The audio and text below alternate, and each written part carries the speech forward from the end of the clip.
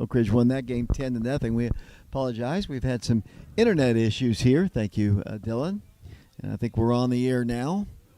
As here's the pitch. Inside corner, called strike 3. And that is out number 2, and down goes Luke Hauser. We had some internet issues, Dylan, but you solved them. Yeah, actually, I forgot his name. What's the guy behind us? What's his name? Oh, Jeff Ulrich. He got our internet going for us. He got it going for us. We appreciate him. 2 outs here in the first. And here's the pitch. It's down low a ball. 1 ball and no strikes. We're live here in Gulf Shores, Alabama. We've got 2 outs here in the first inning. Sam Estes, the batter. Pitch to him is hit on the ground. 1 hop to the second baseman. Easily steps on the bag for out number 3. So after giving up a leadoff single, Cam Welch shuts him down 1-2-3 after. We go to the bottom half of the first inning as we go live here from Gulf Shores. The Wildcats coming to bat. It'll be for Oak Ridge, Warren East, Joseph Webb, Parker Free, the scheduled 3, and Coach Travis Free's lineup. As we said, we had some internet issues, but we are good now and just in time for the Wildcats to bat. We thank our sponsors. I want to get that out of the way here early in the ball game. Laura Lynn Green with State Farm Insurance. We appreciate her. We also appreciate Donnie Sharp with East Tennessee Spine and Sports, Sexton Automotive of Oak Ridge, Todd Fox with the Fox Insurance Group, the Oak Ridge High School class of 1989, along with Mike Kelly, Betsy Coleman Realty. Wildcats coming to bat. We'll be back in a moment.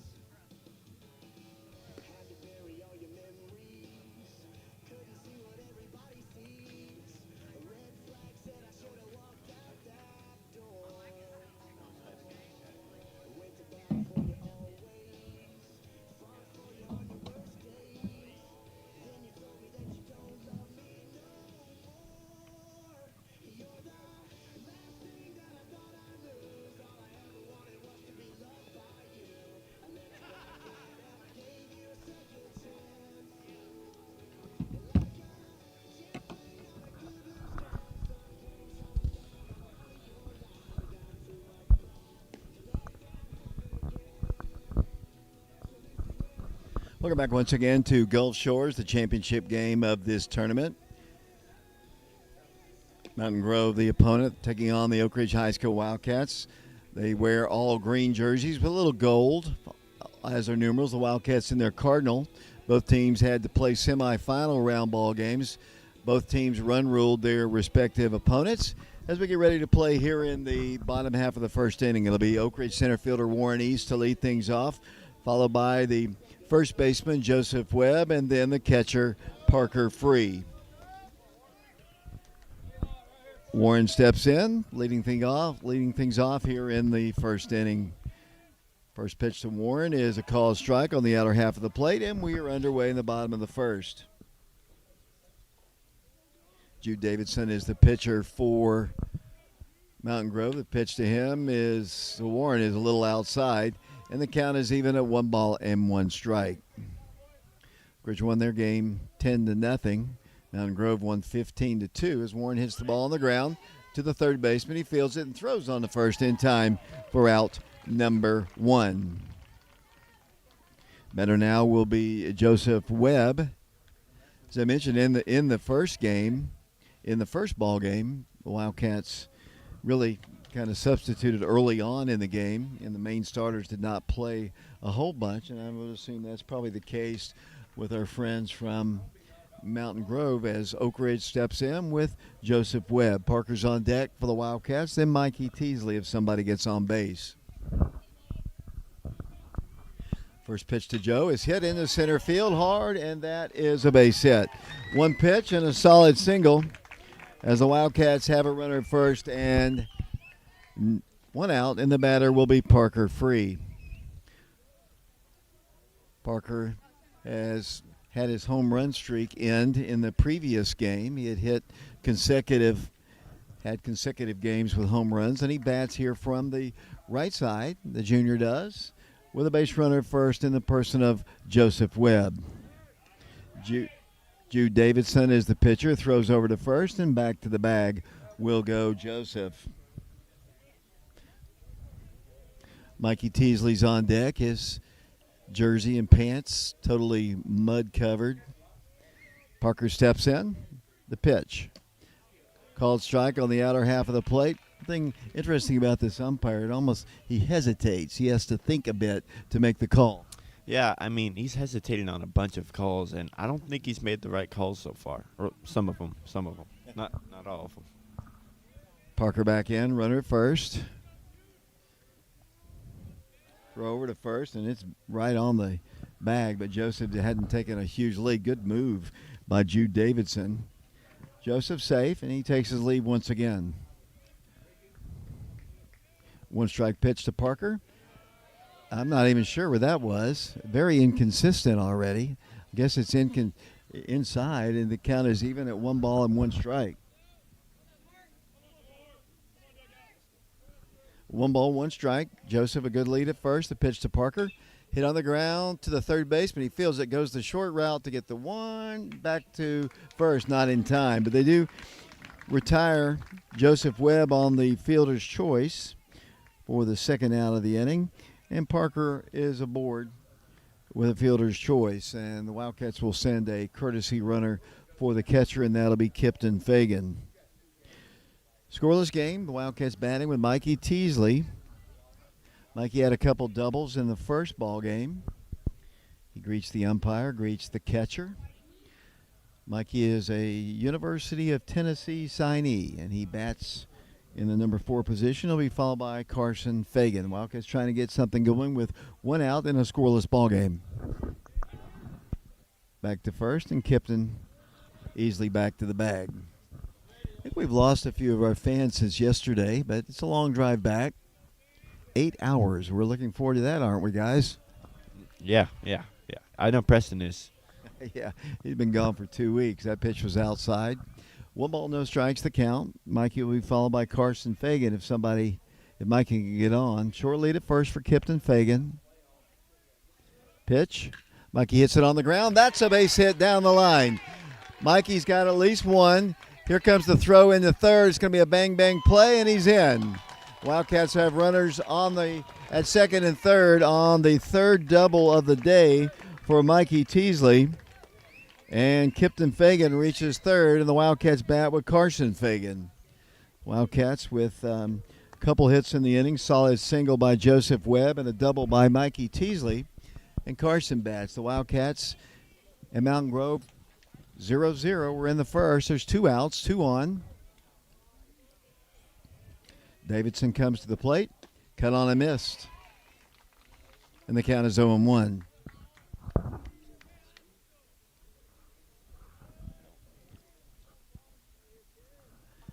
One strike the count. Pitch to Carson.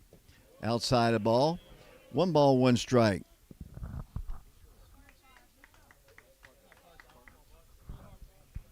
One ball, 1 strike. Appreciate that. Davidson has the sign. 1-1 pitch to Carson. Hit in the air, right side.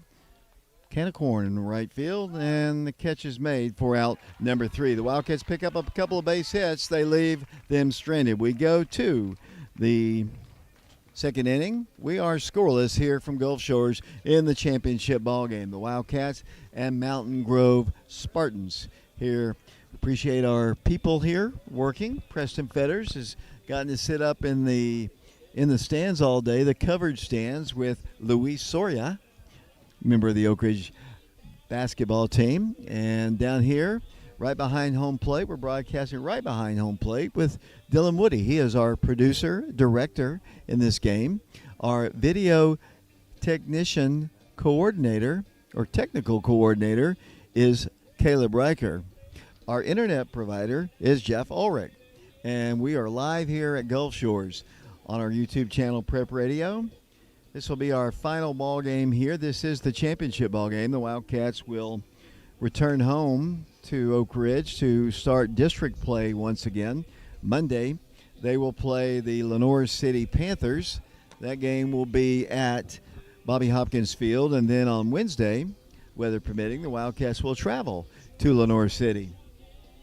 We hope to have the broadcasts of those ball games on our YouTube channel, Prep Radio. We are still in negotiations with our other personnel to call those ball games. We'll try. That's all I can say. It's the best we can do. Yeah, that is the best we can do. That's Dylan Woody. He's a man of few words. As we're about to start the second inning, it'll be the 5, 6, and 7 hitters in the Spartans lineup. It'll be Noah Crosby, Nolan Schatz, and Lathan George Williams. The schedule, that's quite a name. And he'll be their designated hitter. As Cam Welch is the pitcher for the Wildcats, and his pitch comes in, cut on and miss. Breaking pitch cut inside, and the count is no balls and 1 strike. No score here in the second inning. The Wildcats, the first time in this tournament, they haven't scored in the first inning. Had an opportunity with a couple runners on, but couldn't get the big hit there with 2 outs. That pitch out of the strike zone, 1 ball and 1 strike. Crosby back in, takes one down low, 2 balls and 1 strike.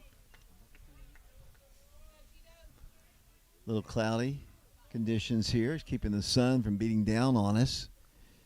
2-1 pitch. Breaking pitch in there for a called strike, and the count is even at 2 balls and 2 strikes. They're working with 3 umpires in this tournament. 1 at first base, 1 down the line at third, and the home plate umpire as well.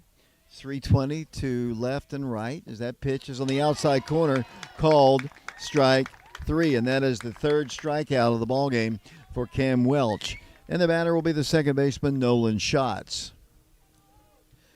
Spartans come in. They are the Spartans, kind of similar to Webb, same colors as the Webb Spartans in Knoxville. Green and gold. Predominantly green jerseys with gold numerals, white baseball pants. Cheeto's pitch is on the inside corner for a called strike. Schatz, I don't know if he disagreed or what. They looked back at the umpire, had a word with him. Steps back in behind the count, no balls and 1 strike. Breaking pitch in there for a called strike. And the count is 0-2.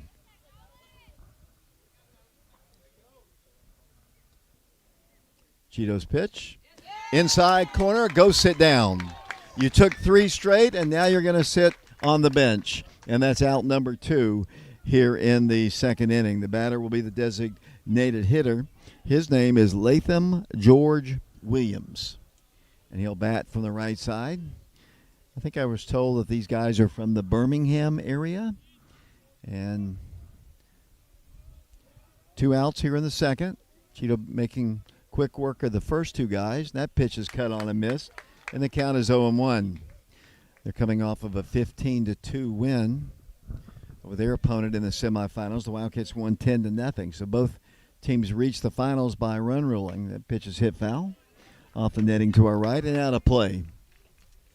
Travis Free is the head coach of the Wildcats.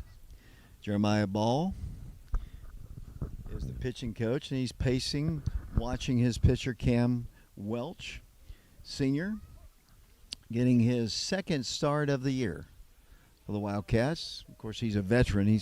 Last couple of years he's been a mainstay in the Wildcat rotation. Williams gets tired of waiting and steps out. He's the designated hitter. He's hitting for Jude Davidson, the pitcher. 2 strikes the count. Cheeto's pitch, called strike 3, and he strikes out the side with all 3 batters caught looking. 4th strikeout of the game for Cam Welch. The Wildcats coming to bat in the second inning. We'll take a quick break. We'll be back in a moment.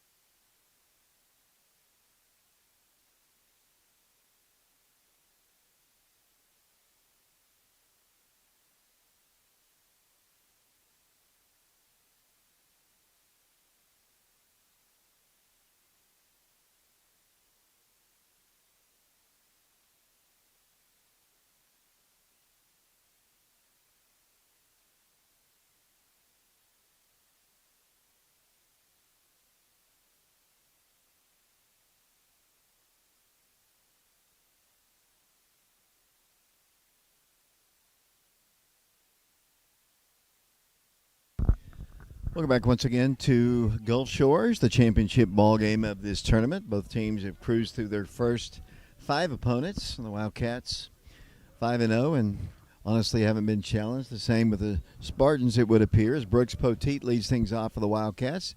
First pitch to him is hit in the air. Left center field, pretty deep, very deep. They can't make the play. It bounces off the fence. Brooks is headed to third. It's going to be a leadoff triple for the Wildcats, Brooks Poteet. And the Wildcats, wow, Brooks got rolling, and he just came around second. The ball just went deeper and deeper all the way to the power alley at 365, and that is a leadoff triple and the third hit of the ball game. Second extra base hit against Jude Davidson. And the batter now will be Noah Wood. Noah playing shortstop today. Scoreless ball game. Wildcats with nobody out here with Brooks at third. The pitch is hit on the ground, third base side, but foul. And the count is 0-1. Joseph Webb, Mikey Teasley, and now Brooks Poteet with 3 hits against Jude Davidson. Noah steps in behind in the count, 0-1. The pitch called strike 2 on the outer half of the plate at the knees, and the count is 0-2. Third baseman playing even with the bag. Noah back in, 2-strike pitch. That's a little bit high and outside perhaps, and the count is 1 ball and 2 strikes.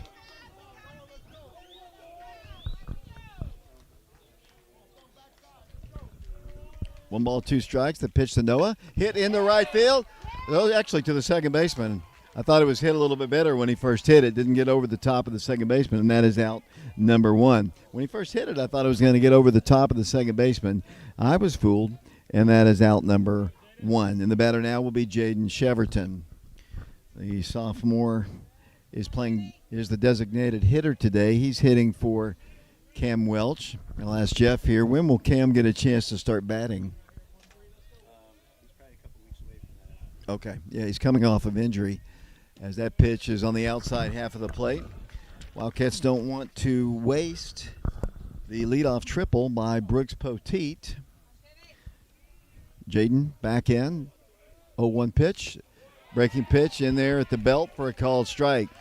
So Jude Davidson is rallying here. Chevy had a 2-strike base hit in the first ball game. Here's the pitch to him. Hit on the ground. That's going to get the job done. 1-0 Wildcats. That's an RBI fielder's choice by Jaden Cheverton, and Oak Ridge scores the first run of the ball game. In to score comes Brooks Poteet. Wildcats get the leadoff triple, and Jaden Cheverton brings him home with an RBI. Batter now will be the second baseman, junior Jonah Wolf. Here's the pitch. Hit on the ground, right side. Second baseman fields it on 1 hop, has the play, and throws on just in time to beat Jonah down the line. But the Wildcats do pick up the first run of the ball game. They do it. A leadoff triple, and then a fielder's choice ground out by Jaden Cheverton. 1-0 Oak Ridge. We'll be back to Gulf Shores in a moment.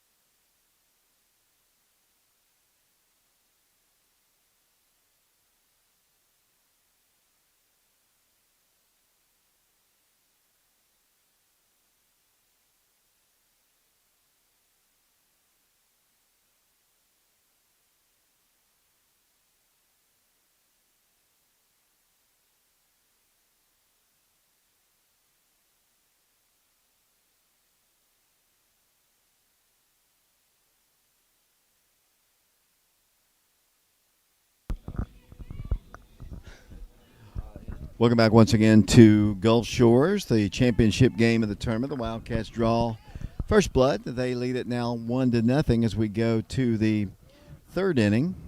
It'll be Hunter Davis, the left fielder, to lead things off against Cheeto, lefty against lefty, and there's a called strike.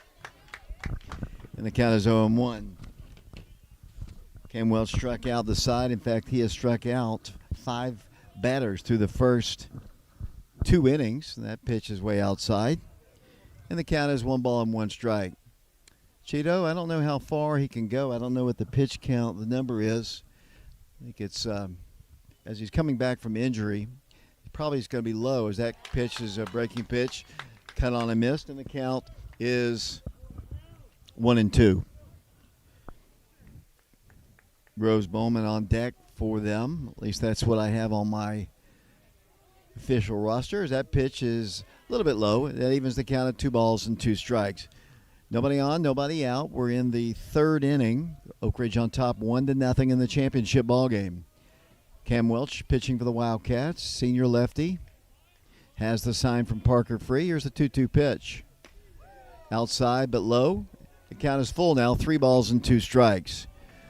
Great way to start the previous inning. The leadoff triple by Brooks Poteet, and then obviously the ground out which got him home on 2 strikes once again by the sophomore. 3-2 pitch, hit in the air, should be caught in the left field. No, it's going to be the shortstop back on it, and that's Noah Wood making the play for out number 1. And the batter now will be the third baseman. On my roster it says Groves Bowman, but on the official roster it was somebody else, and I'm just going to go with what it was put down, written down on the lineup as Cam Welch. He gave up a leadoff single, but since that time, no Spartan has reached as that ball is hit foul back to the screen. 1-0 Oak Ridge as we broadcast here from behind the plate here at the Gulf Shores tournament in Gulf Shores, Alabama. Leadoff man Paul Barnett, who'd had that leadoff hit, is on deck. Pitch from Cheeto is a breaking pitch in there for a called strike. They take a lot of pitches. They've taken a lot of strikes. In fact, all 4 of their strikeouts have been looking. Cheeto comes in, the pitch inside, kind of brushed him off the plate, and the count is 1-2. The third baseman back in, 1-0 Wildcats. Cheeto comes in, call, swinging strike. That's another strikeout, and that is out number 2. And that is strikeout number 6 for Cam Welch. And back to the top of the order we go to Paul Barnett. He had a single his first time. Batting from the right side.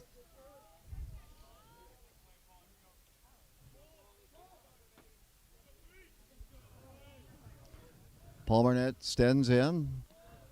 Slender Spartan. Pitch to him is a called strike. One thing about it, Cheeto is throwing strikes. He's playing amazing. This is his best game back so far. No balls and 1 strike. Pitch.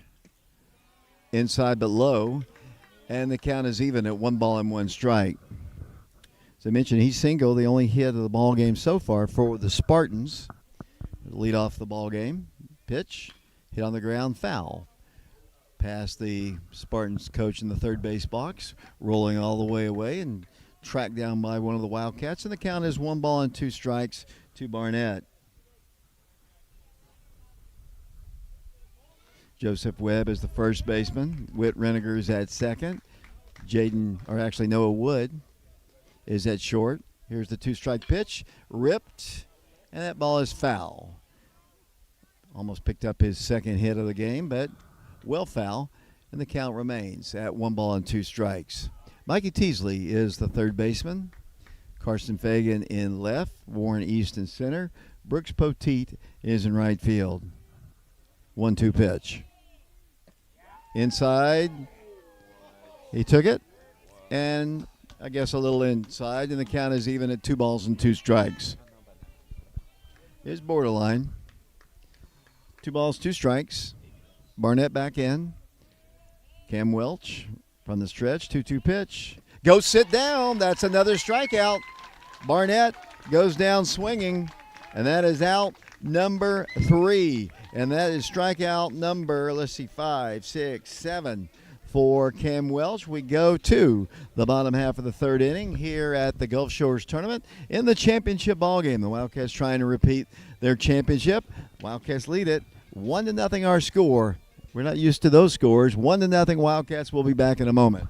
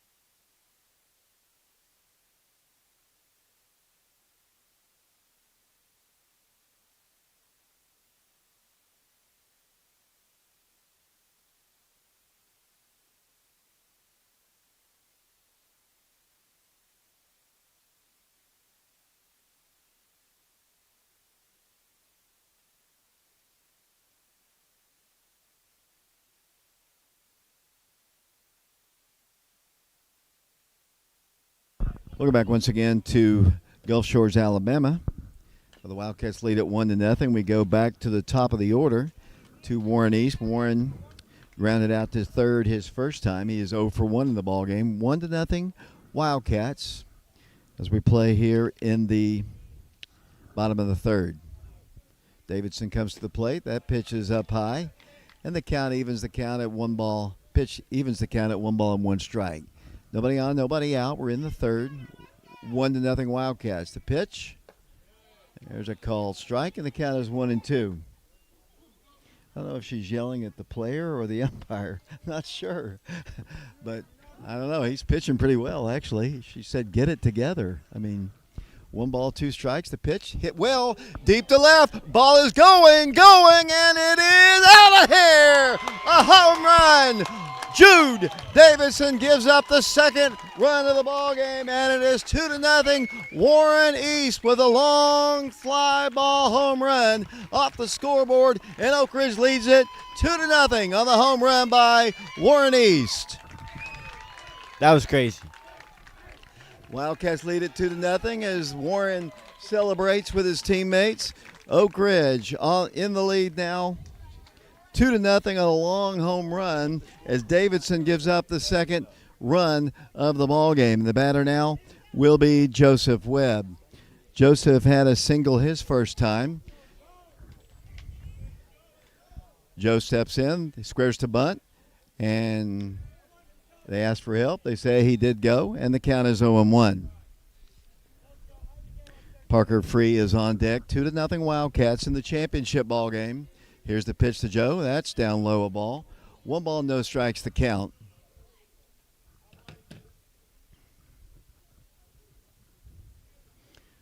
Joe back in. Here's the pitch to him. He hits the ball. That's another base hit.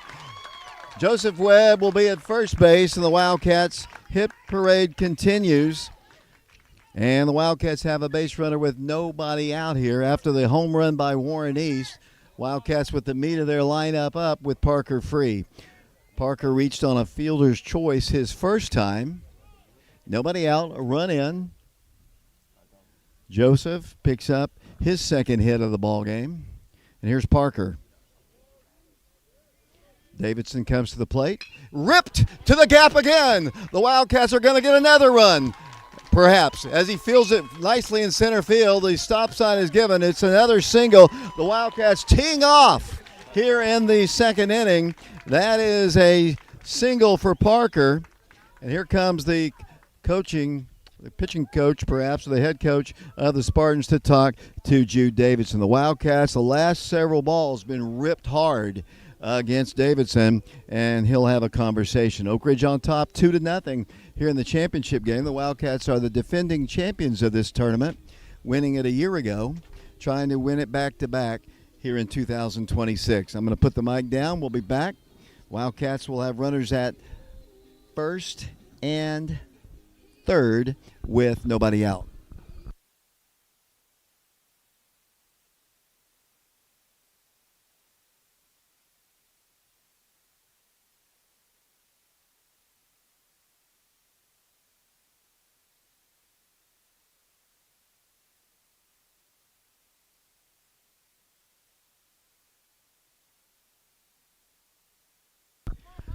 Welcome back once again to Gulf Shores. The Wildcats with runners on the corners with nobody out. Conversation was a fairly quick one. Joseph Webb, the lead runner at third. Wildcats have Zach Kipton down at first. Mikey steps in. Mikey doubled his first time. Had a couple doubles in the first ball game. First pitch to him is outside and low, and the count is 1 ball and no strikes. Jude Davidson is the pitcher for Mountain Brook. Sorry, why do I keep saying that? 1 ball, no strikes. The pitch. That's ball 2. The runner's going. That's a stolen base with no throw. So Kipton has a stolen base. And the Wildcats now have 2 runners in scoring position. And Mikey ahead in the count. 2 balls and no strikes. Big bird flying over the top of us here. Ball is on the outside corner at the knees for a called strike, and the count is 2-1. 2-0 Wildcats. The Wildcats scoring their first run on a ground out by Jaden Cheverton and allowing Brooks Poteet to score. Then the Warren East home run. The Wildcats trying to get more. Ball in the outfield. That's another base hit. 1 run will score. It's now 3-0 in the stop sign, and the hit parade continues this inning. That is the 4th consecutive hit for the Wildcats here in this inning. The home run and 3 singles by Webb, Free, and Teasley. And the Wildcats have them on the corners once again, and it's now 3-0 Wildcats. Carson Fagan will bat now. He flew out to right his first time. Going to have some activity down in the Spartan bullpen as somebody's trotting down to our right. Carson bats. Pitch.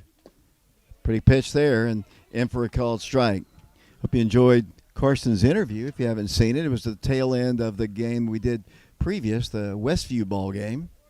Interviewed him after the game. Mikey takes his lead off of first base. Wildcats have Kipton Fagan at third. Davidson gets tired of and steps off the rubber. 4 straight hits for the Wildcats this inning. Nobody out still. Runners on the corners. Let's see if Mikey goes on this pitch. He's going to draw a throw. It's close. Back to the bag will go the Tennessee signee.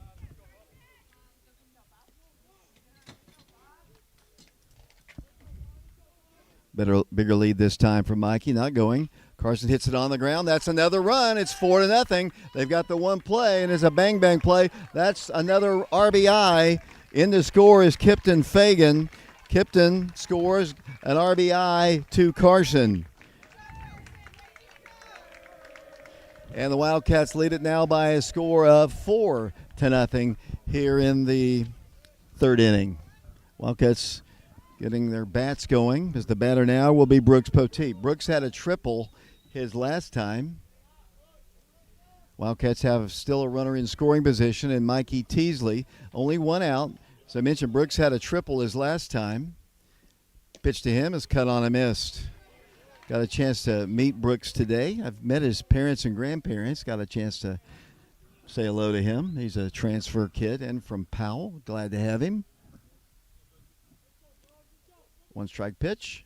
Bounces away, and Mikey's headed to third.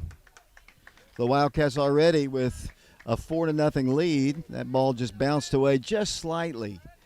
And Mikey was able to scoot on over to third.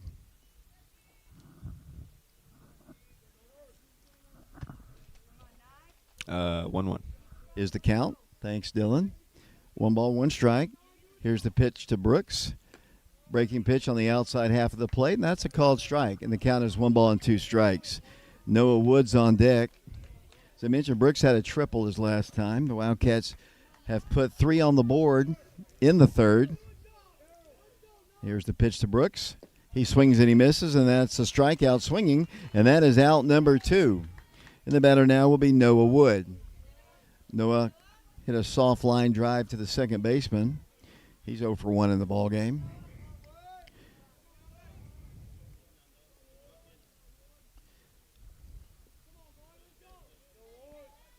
Here's the pitch. Noah takes it high and tight. Well, actually more like belt level, but it was a little inside. The count is 1-0. Noah's the shortstop today. Was a designated hitter in the first game. He hits the ball to right field, and that's going to be caught by the right fielder, and that is out number 3. But a very productive inning for the Wildcats. They score 3 times, and they leave a runner. We go to the top of the 4th inning here at Gulf Shores.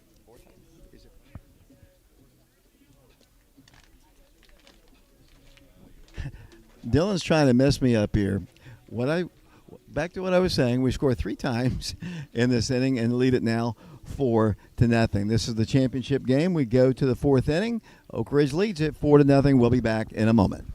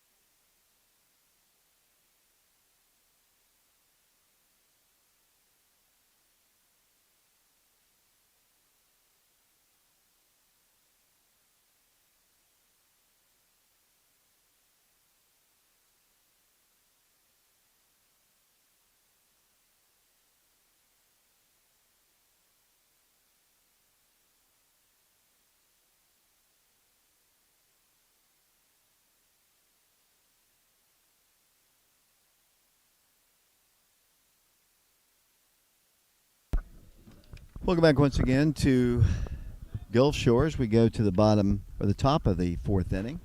4-0 the Wildcats lead.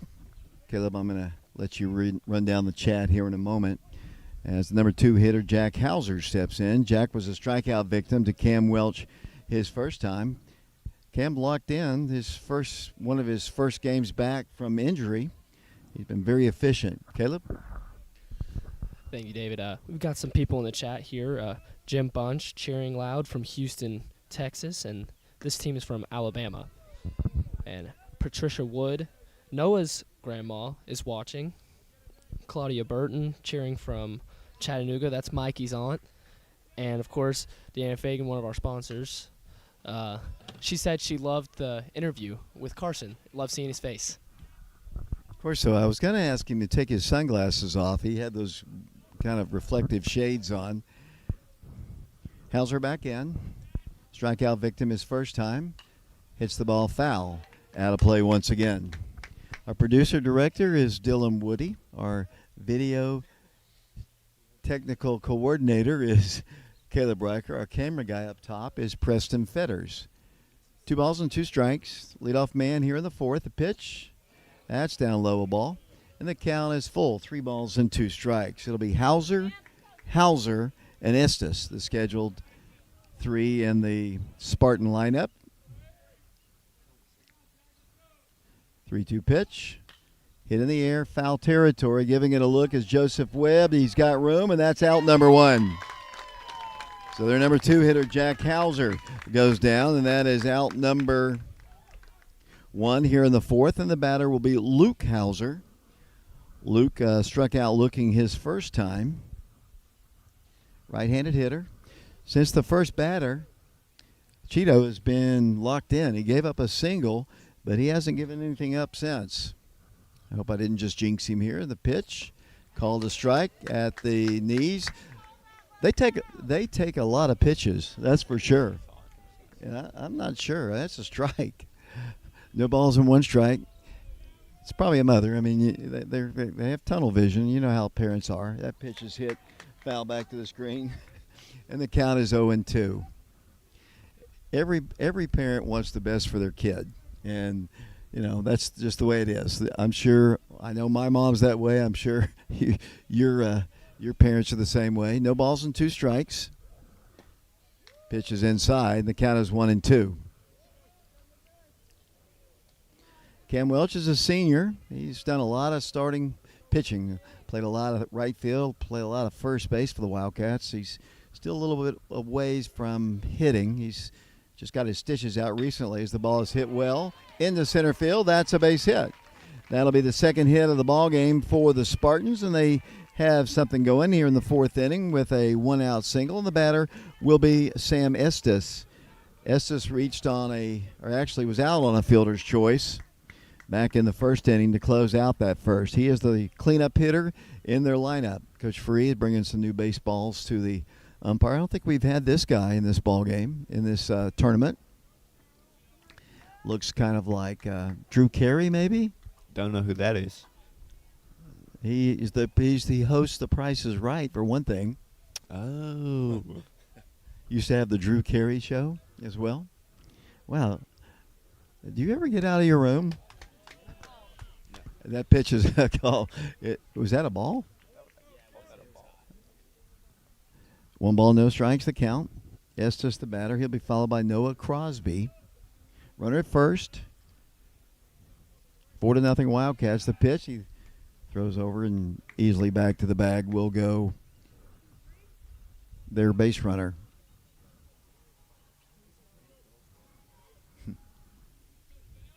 Lefty versus righty. The pitch. Hit on the ground. That's a base hit. So back-to-back singles for the Spartans. And they've got something going here in the fourth inning. The batter will be the number 5 hitter. That'll be Noah Crosby. He struck out looking his first time. Big rangy guy. Hits from the right side. First really inning where Cam has had any kind of difficulty. He did give up the leadoff single. He got the first man out, but then back-to-back singles with their 3 and 4 hitters in their lineup. Crosby stands in. As I mentioned, he's 0 for 1 with a strikeout. Pitch to him. Hit off the end of the plate. Cheeto's going to field it and tag the runner out. And let's see what the ruling is. The umpires have got to rule. He is out running to first, but I think the run scores. There's some interference. We'll check the first base umpire said he's out. The home plate umpire did not have an idea at all, and now they're getting together to discuss it. We saw an interference call in the first ball game, which resulted in an out, which saved a run from the Wildcats. And the dugout and the fans, and you can see the coach in the first base coaching box. They're arguing about it. The coaching, and he's going to get thrown out if he doesn't watch it. We'll see what the ruling is. He basically, Cheeto went to tag him out, and then the ball came popping out of there, and hopefully Cheeto's okay. This conversation's a long one, and the umpire, the senior-looking umpire, is obviously has made his point, and the first base coach is now arguing with his head coach, which is interesting. And he better watch it or he is going to be removed.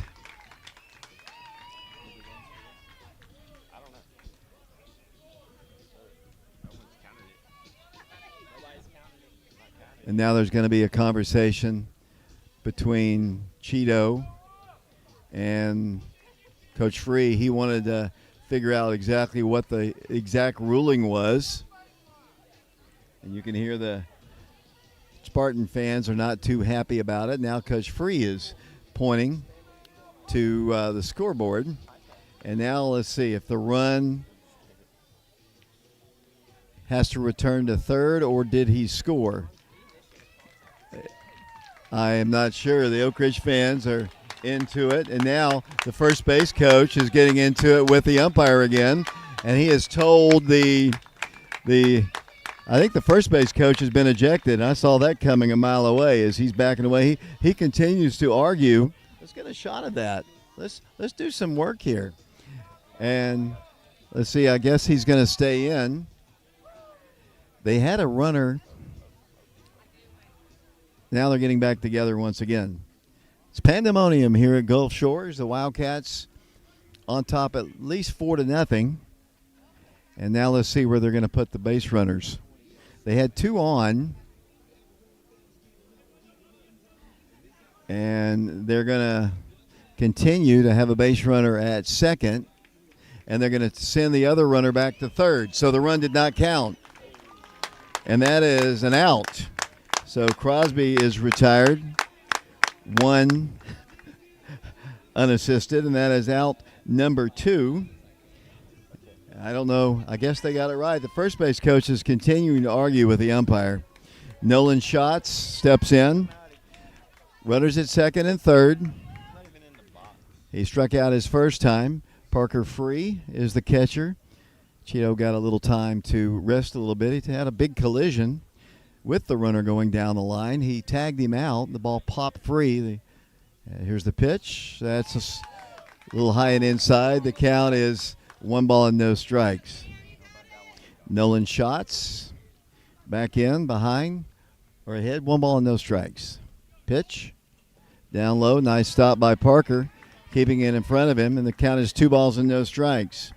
Shots will be followed by Latham George Williams in the Spartans lineup.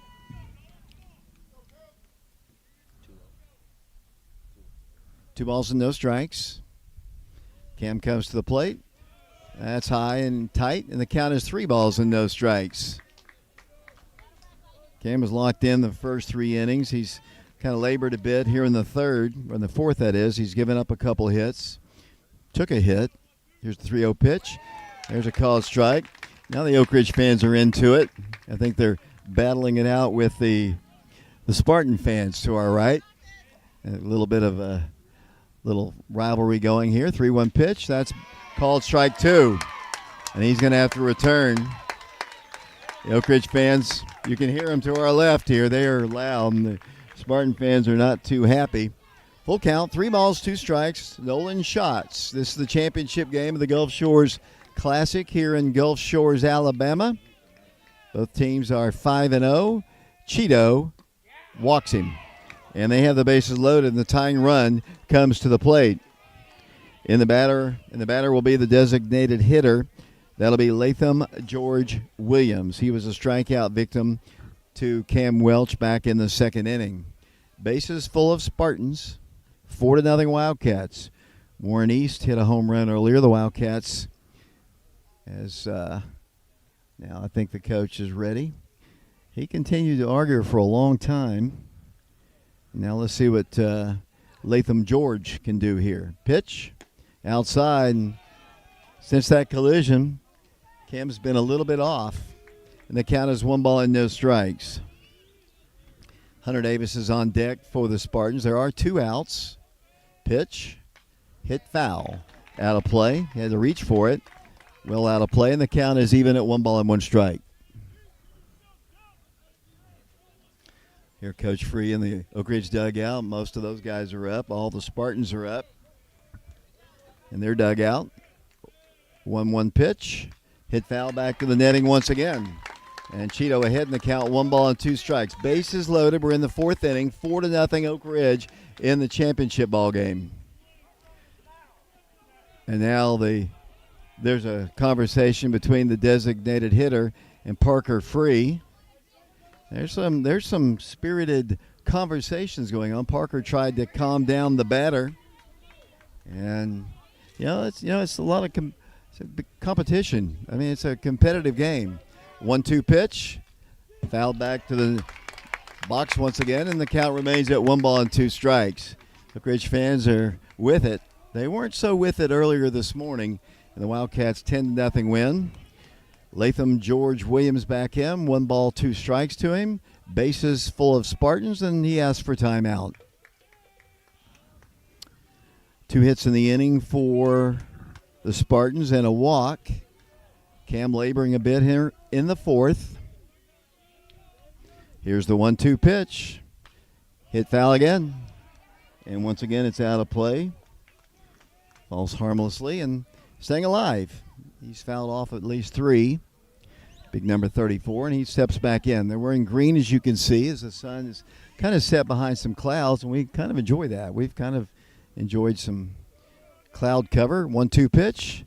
Go sit down. You're out. Go sit. You're out. Strike. You've struck out twice. That is Latham George Williams, and that is out number 3. The Spartans pick up 3 base runners. They leave them stranded. We go to the bottom of the 4th inning here at the Gulf Shores Classic.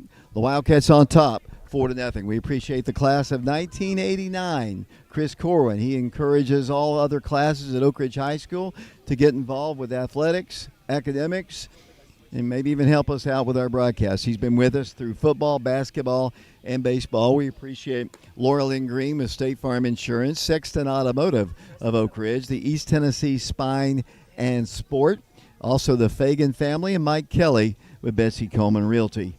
Wildcats on top 4-0 as we go to the bottom of the 4th. We'll be back to Gulf Shores in a moment.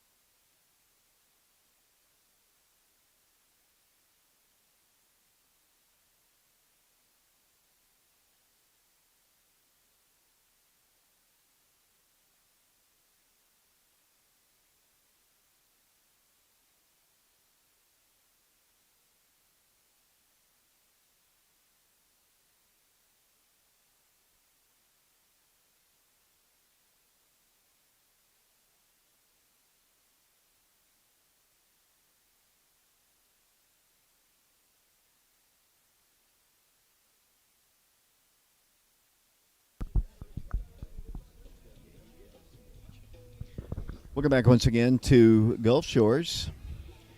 Kind of a heated little ball game here. Kind of a controversial call a moment ago, which cost the Spartans a run on the collision at first by the Wildcats. As Jaden Cheverton leads things off for the Wildcats. Jaden had an RBI his first time. Grounded out to short. It'll be Cheverton, Wolf, and East, the scheduled hitters. Pitch, ripped to center field, and it's going to be caught on a nice play by the center fielder. Ball is hit right on the button, but out. And that is the first out in the 4th inning. And the batter will be the second baseman. That'll be the junior Jonah Wolf. Jonah grounded out to second his first time. He bats with Warren East on deck. Warren's last trip to the plate. Hit one off the scoreboard or close to it. Out on left center field. The pitch to Jonah, hit on the ground. Softly the shortstop. He fields it behind the bag. Throws low, but good in time for out number 2. So 2 up and 2 down quickly as Wolf was retired 6-3.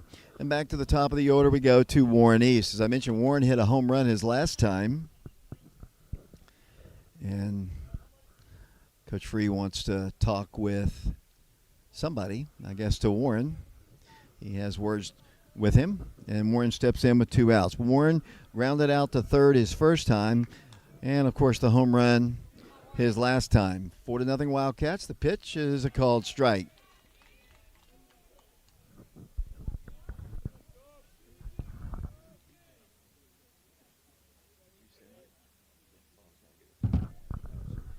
Warren back up.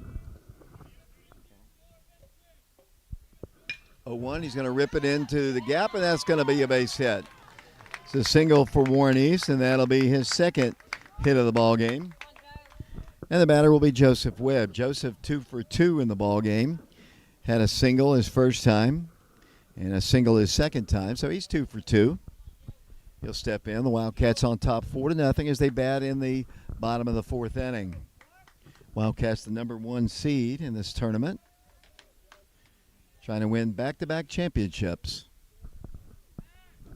Throw it to first and Warren back to the bag. I would expect Warren to go pretty early, although pitcher's got a good move. Catcher as well. Warren a pretty good size lead. Already with double-digit steals this season. Looking at him. Here's not going. The pitch to Joe is a called strike. And the count is 0-1. 4-0 Wildcats. Spartans and Wildcats, the two teams, to my knowledge, have never played, obviously. Team from Alabama and team from Tennessee. 1 strike pitch, not made. It's a throw over and back to the bag will go Warren.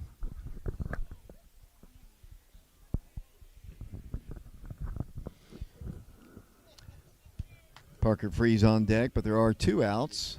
Pitch, cut on and gets away from the catcher, and down to second will go Warren East. So the Wildcats have a runner in scoring position.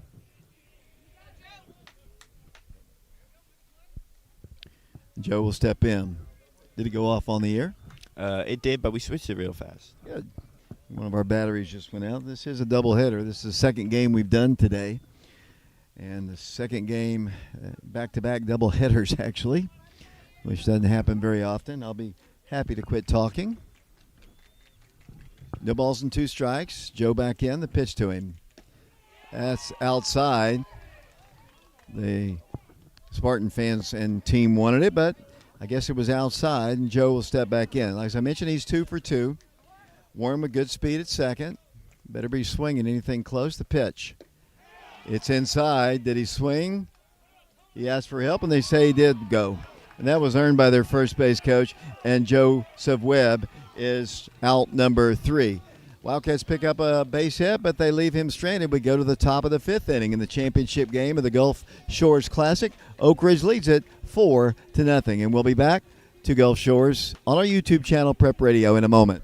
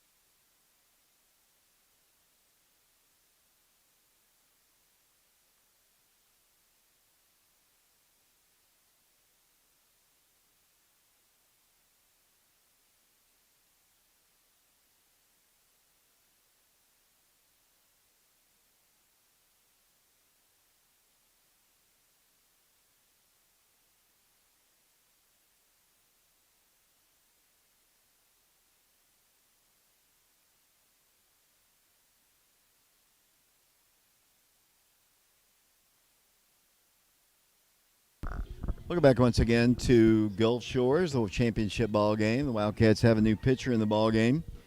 It'll be senior Tri Sharp. Trice is the guy, if you haven't seen him pitch. He throws little submarine, a little sidearm. Doesn't have, 90-mile-per-hour stuff, but he's usually in the strike zone or around it. And he'll be facing the 8, 9, and 1 hitters in the Spartan lineup. This will be Hunter Davis leading things off. Hunter popped out to short his first time. Trice comes in. The pitch is a called strike on the inner half of the plate, and the count is 0-1. Bowman will be the next hitter. He struck out his first time. Pitch, hit to center field. That's a base hit.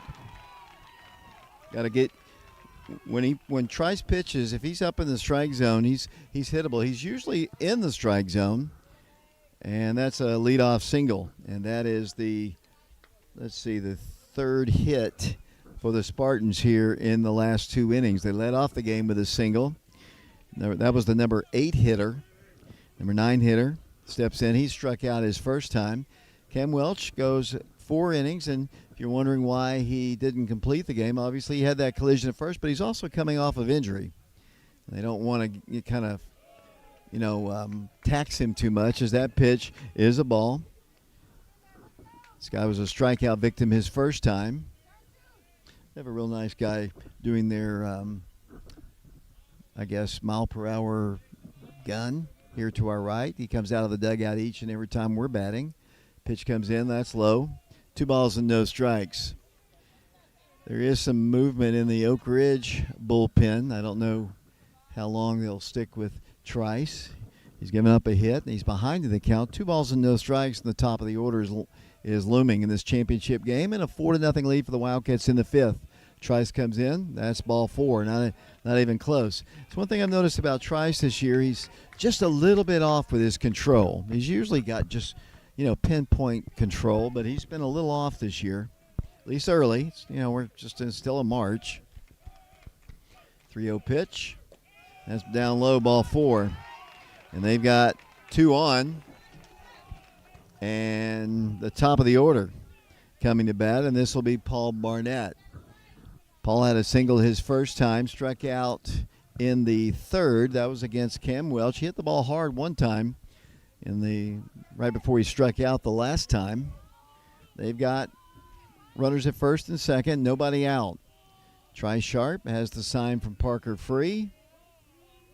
And the pitch. Hit on the ground, 1 hop. They might have a double play. There's 1, there is 2, and that is a double play. Double play.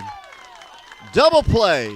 Got the ground ball. Noah Wood, Whit Reniger to Joseph Webb, and 2 down. Big.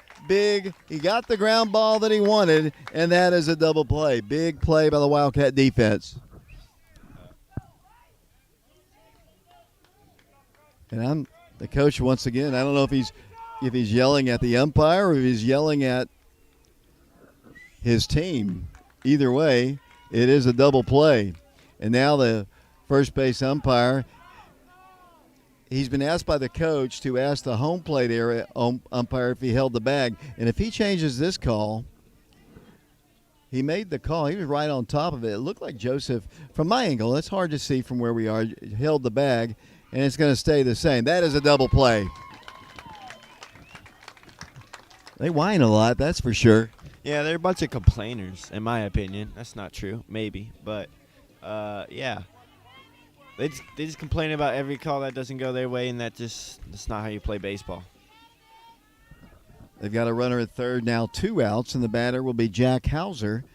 Jack is 0 for 2 in the ball game. The fan bases have kind of gone at it, and it's kind of made the game more spirited. Here's the pitch. There's a called strike. Big double play started by Noah Wood out at short to Whit Reniger, back to Joseph, who held the bag for the double play. 4-0. The Trice trying to get out of trouble here in the 5th. That pitch is outside.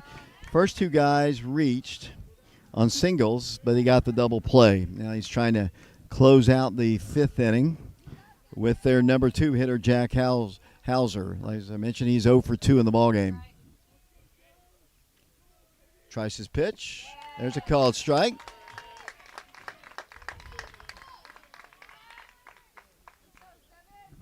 Hauser will be followed by probably his brother, Luke Hauser. This is Jack Hauser. 1 ball, 1 strike. Trice Sharp comes to the plate, hit foul. A lot of movement on that pitch, was kind of bearing in on him, and he fouls it off to the netting, and the count is 1 ball and 2 strikes. It's the championship ball game of this tournament from Gulf Shores. 3rd straight year the Wildcats have competed down here. 1 ball, 2 strikes. Trice's pitch. Fouled back to the screen, and the count remains at 1 ball and 2 strikes.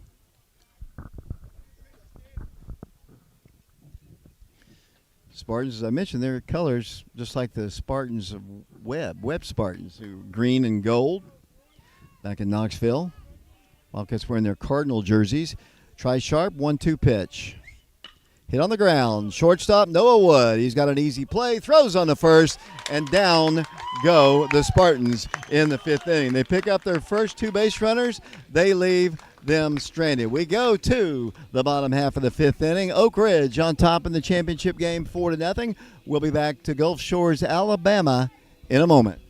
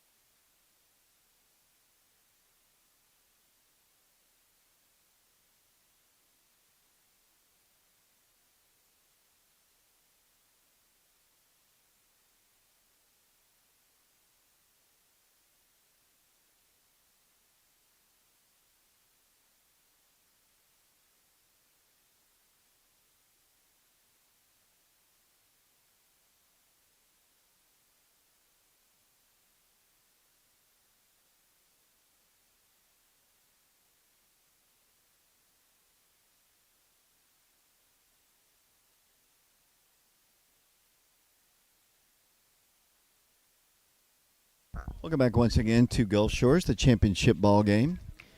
News is good for Wildcat fans currently. The Wildcats are up 4-0.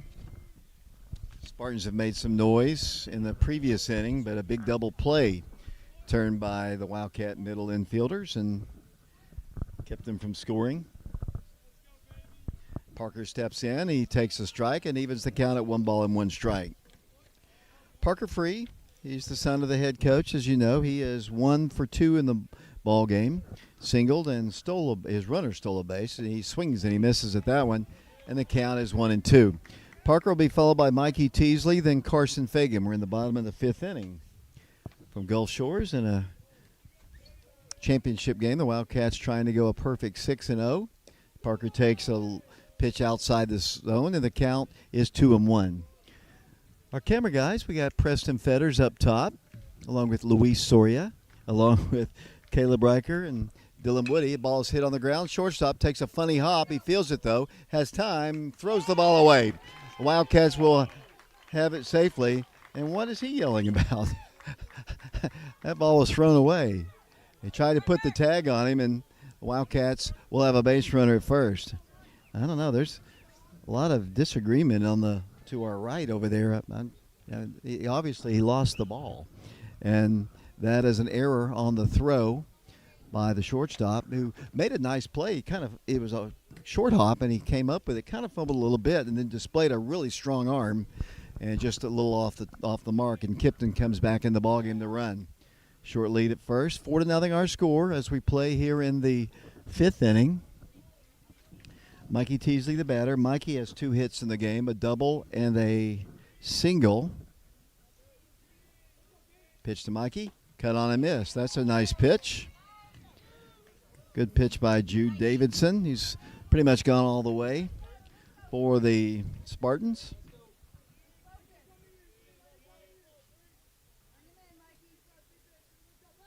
Once again, thrower and Kipton. He's only taking about a half step off the bag. That's keeping him honest. Wildcats haven't been able to run as much as they normally do. Pitch to Mikey, down low. And the count is even at 1 ball and 1 strike. Nobody out here in the bottom of the 5th. Oak Ridge on top by a score of 4-0.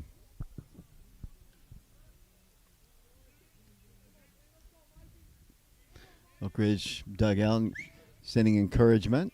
Pitch to the plate. Outside corner for a called strike. And the count is 1-2. Wildcats have Carson Fagan on deck. Carson has an RBI to his credit today and an interview after the first game. Mikey back in. Very short lead for Kipton. The pitch to Mikey. Hit in the air. Center field. And that's out number 1. High fly ball, but out, and Carson will bat. Carson officially is 0 for 2 in the ballgame with an RBI. He flew out to right field his first time and had a fielder's choice that allowed the run to score. Carson steps in with Brooks Poteet on deck. Brooks had a big hit to start the scoring for the Wildcats.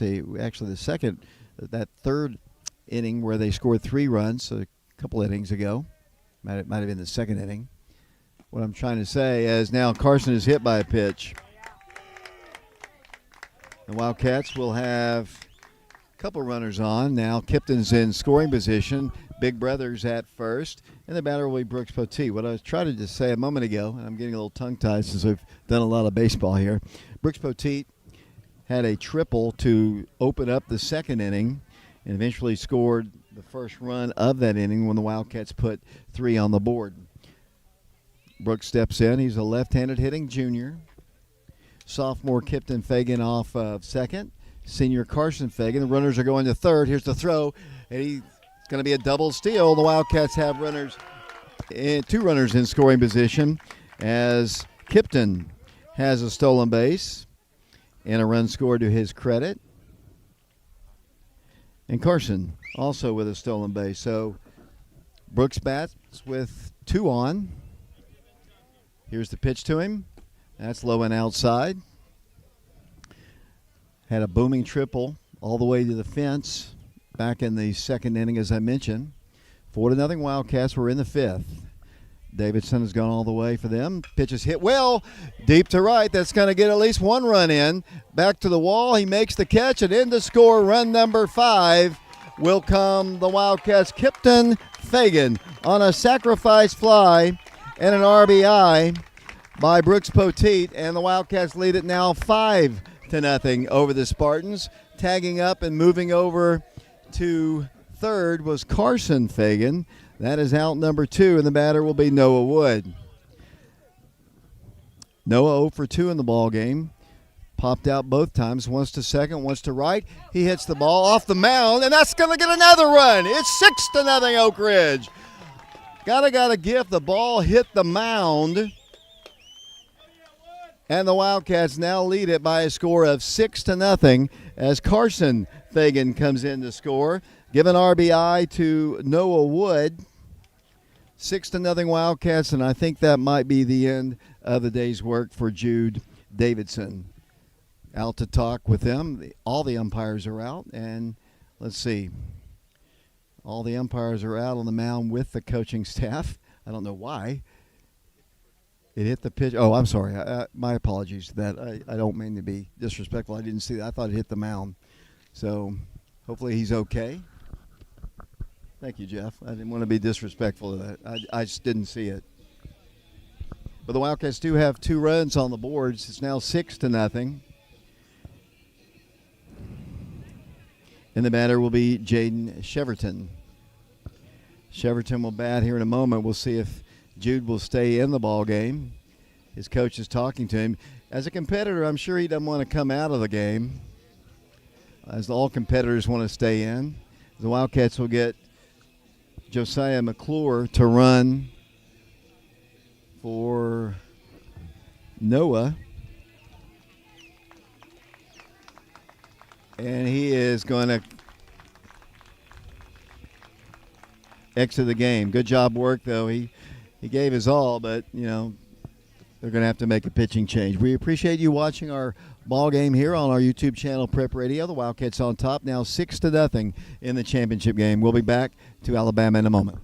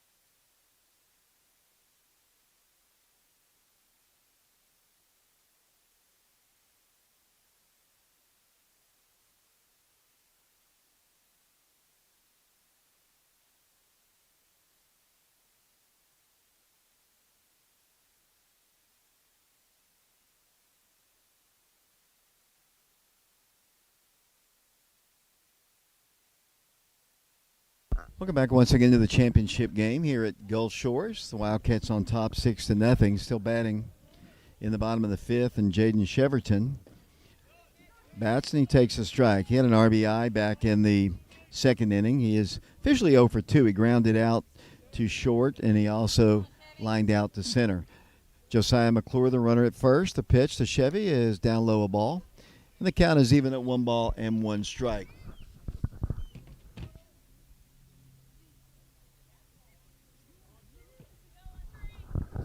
Jaden in.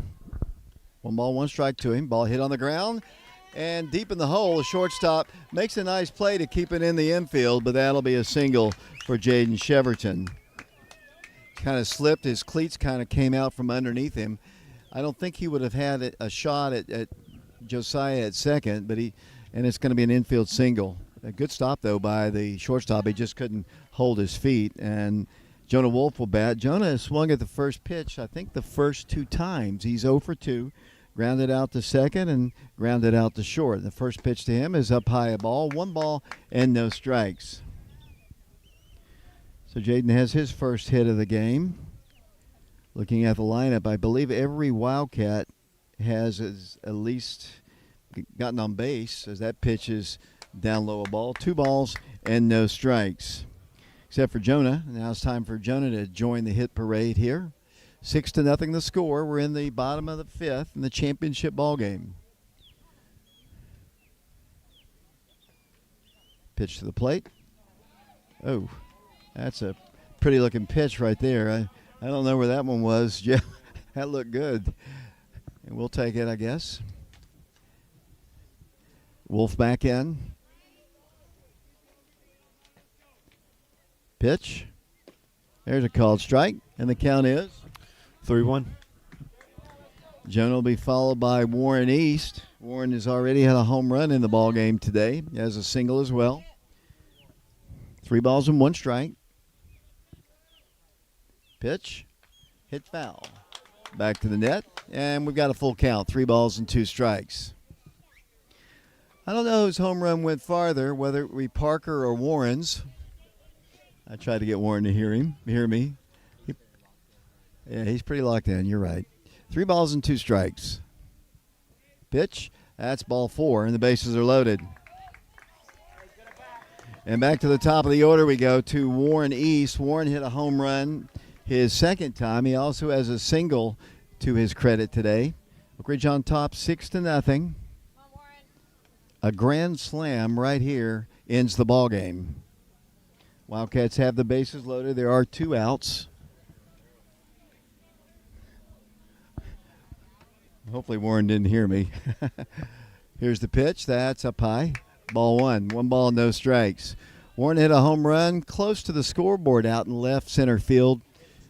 It hit the scoreboard. I thought it did, but nobody agreed with me the first time. So he hits the ball in the air, and that's not going to get it done. It's going to be a shallow one to right field, and a nice catch out in right field to end the inning. The Wildcats lead 6-0. We go to the top of the 6th inning here in the championship game of Gulf Shores Classic. I cannot talk today for some reason. We appreciate the class of 1989 who is sponsoring our season this year. Has been with us through football, basketball. We appreciate Mike Kelly with Betsy Coleman Realty, along with Laura Lynn Green with State Farm Insurance, Todd Fox with the Fox Insurance Group, along with Sexton Automotive, East Tennessee Spine and Sport, and the Fagan family. Let's go to the chat here, Dylan. What do you got going? We got Kathy Bangalore. Kathy Bangalore cheering from CT. Nelly said that the umpire looks like Drew Carey. That's what I said. Hey, wow. I don't know who that is still. He hosts The Price is Right. He hosts The Price is Right and was a star of the Drew Carey Show. Still don't know who that is. And that really sums up the chat about it, David. Put the mic down. The Wildcats are going to have another pitching change. Oak Ridge on top 6-0. We'll be back in a moment.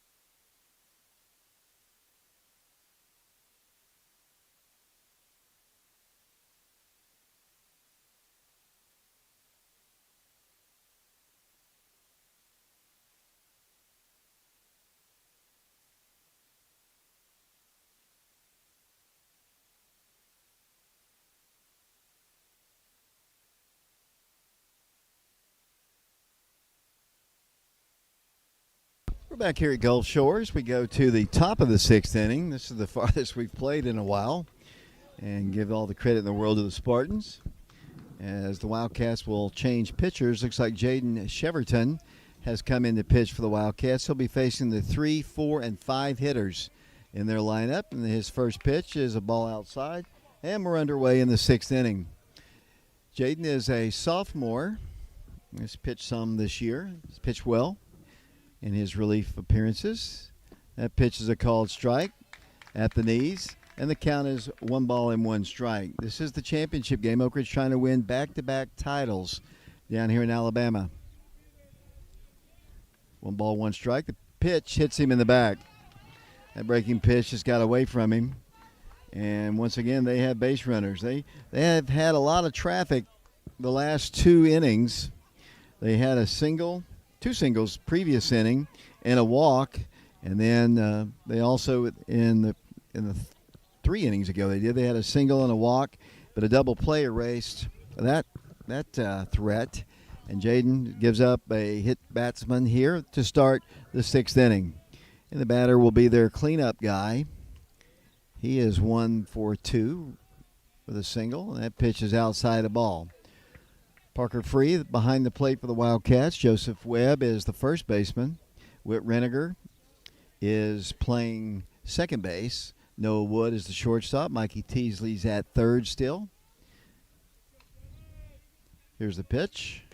Inside, and Jaden a little bit wild as he comes in. Hit the first guy. He's behind in the count here. 2 balls and no strikes. Carson Fagan is in left field.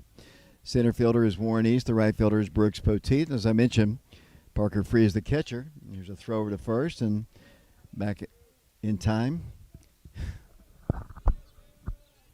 2 balls and no strikes. Nobody out here in the 6th. 6-0 Oak Ridge. Jaden comes in. Pitch is a called strike. Pretty pitch that time by the sophomore, and the count is 2 balls and 1 strike. Beautiful facility here at Gulf Shores. We've been all over the area, going to different fields over the last several days. Quick throw, and once again back to the bag he goes. Sam Estes is the batter. He'll be followed by Noah Crosby. Here's the pitch. A little bit low in the count. 3-1. Jaden's got to buckle down here. He is the third pitcher used. The Wildcats started with Cam Welch. He pitched excellent 4 innings of baseball. Tri Sharp came in the 5th, and Jaden Cheverton here in the 6th. 3-1 pitch. Hit foul. Out of play to the right. We got a full count. 3 balls and 2 strikes. Wildcats' next ball game will be Monday when they take on the Lenoir City Panthers at home at Bobby Hopkins Field. Then they'll play Wednesday at Lenoir City. Those are District 4 games for the Wildcats. 3 balls, 2 strikes. Runner at first, nobody out. Pitch. Cut on, foul tipped into the mitt, and that is a strikeout. Down goes Sam Estes, and that is the first out here in the 6th, and the batter will be Noah Crosby. Noah struck out looking his first time and was out pitcher unassisted, and that really what started the controversy that inning when Cam Welch collided with Noah as he was running down the first base line, and that kind of drew the ire of the Spartans, their coaching staff, fans, and team. The ruling was the interference. The batter was out, and they took a run off the board. As here's a throw over, and it bounces in front of Joseph Webb, kept it from going behind him. And that kind of sparked some tempers from the first base coach for sure. And fans were yelling and ended up kind of working out in the Wildcat favor. Here's the pitch by Jaden. There's a called strike. Crosby. And the count is 0-1. That's Dylan Woody. He's our producer. Our video technology coordinator is Caleb Riker. Preston Fetters doing camera work. That pitch is cut on and missed, maybe foul tipped. And that's a strike. And the count is Dylan Woody. 0-2. See, I like to get his voice in every once in a while. He's not a very talkative guy normally. He's kind of witty sometimes, though. but he doesn't talk a whole lot. No balls and 2 strikes. Jaden Sheverton the plate, hit on the ground, first base side, and Joseph can't come up with it. And they'll have runners on the corners. And Joseph will tell you he probably should have fielded that. It kind of tied his hands up. And they've got a runner at first and at third. And that is an error on the first baseman. And they've got runners on the corners. And the batter now will be Nolan Schatz. Nolan struck out his first time, walked his second time. We're in the 6th inning in a 6-0 ball game. So those 2 runs the Wildcats scored a moment ago, really big to push the lead up to 6. Now Jaden Sheverton trying to get out of a mess, not all of his doing. Pitch, hit right back up the middle, off the glove, and all hands are going to be safe. And they score their first run. In the score is Luke Hauser. The ball was hit right on the button, and we'll give it a ball was hit right on the button. I'm going to give him an infield single, and they've got runners at first and second with only 1 out and a run in. It's now 6-1. Latham George Williams, the batter. He's the designated hitter. He struck out twice in the ball game. Argued a bit when last time, and the pitch by Jaden is up high a ball. 1 ball and no strikes. I would expect to see Carson Fagan, I would assume, in the 7th inning. But Jaden trying to work through trouble in the 6th. 1 run is in. It's 6-1. They've got runners at first and second. Ball's hit on the ground. Third base side. Mikey's got 1. No, he throws the ball away. 2 errors in the inning, and they're going to score another run. Wildcats commit 2 errors in the same inning. Mikey came up with it, fired it to second with a laser, but it just eluded the bag, and they've got another run, and it's 6-2. And Latham George Williams is the base runner, and Wildcat infielders, corner infielders out to tell Jaden, you've gotten the ground balls that we needed, but unfortunately they haven't been able to make the play, and it's now 6-2, and the inning continues. They've got runners at first and third. They are undefeated as well in this tournament. Obviously a good team, so got to buckle down right here and refocus as Hunter Davis steps in. He singled his last time. He's a left-handed hitter. I think that's him. Let me check their lineup.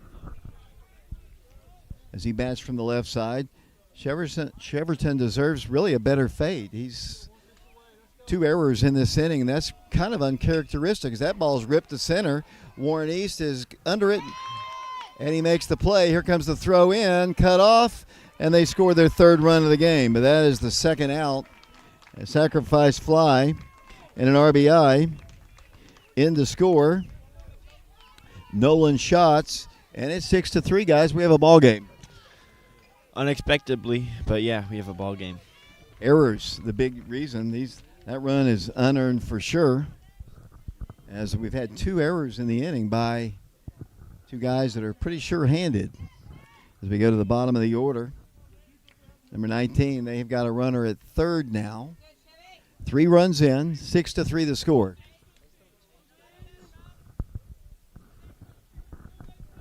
Two outs. Pitch. Breaking pitch stays up high, and the count is 1 ball and no strikes.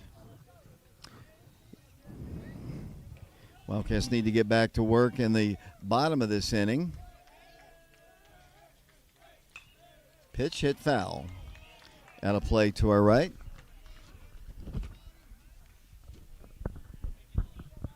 Three runs in, 2 errors. Like I said, that's very uncharacteristic of this team. Mikey tried to start the double play, but throw went wild and tracked down, and we also had an error at first. Jaden Sheverton comes to the plate. Good stop by Parker. That's kind of got the Spartans team fired up. 2 balls and 1 strike, 2 outs. Here in the 6th inning, a strikeout of Sam Estes and a fly ball out by Hunter Davis.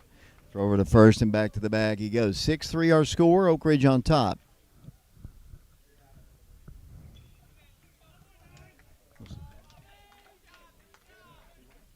2 balls and 1 strike. The pitch, that's up high. Tying run is in the on-deck circle and the top of the order. Errors will kill you. This is something I'm trying to remember. Wildcats haven't committed.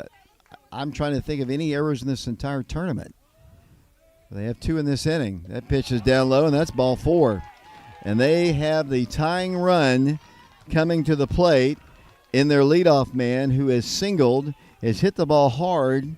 He started that double play, and that might be the end of the work for Jaden Cheverton. But I'll give him all the credit in the world. He deserves to be in the dugout right now. 2 errors committed behind him, and it looks like we're going to have a pitching change. While we have a moment, let's take a break. We'll send it back once again. We're on our YouTube channel, Prep Radio. We'll be back in a moment.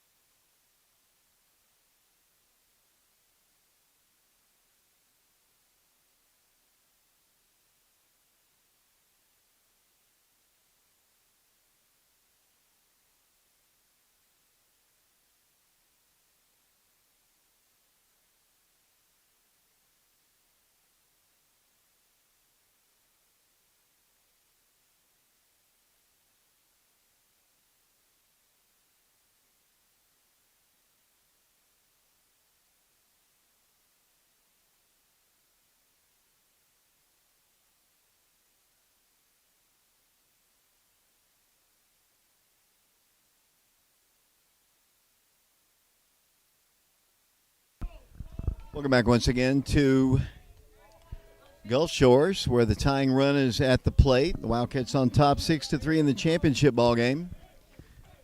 Wildcats need an out here to close down this threat. Jaden comes in, pitches outside. This is their leadoff man, Paul Barnett. He singled his first time, struck out his second time, hit into a double play his third time. He's hit the ball hard. That double play was a shot. Pitch. There's a called strike on the inner half of the plate.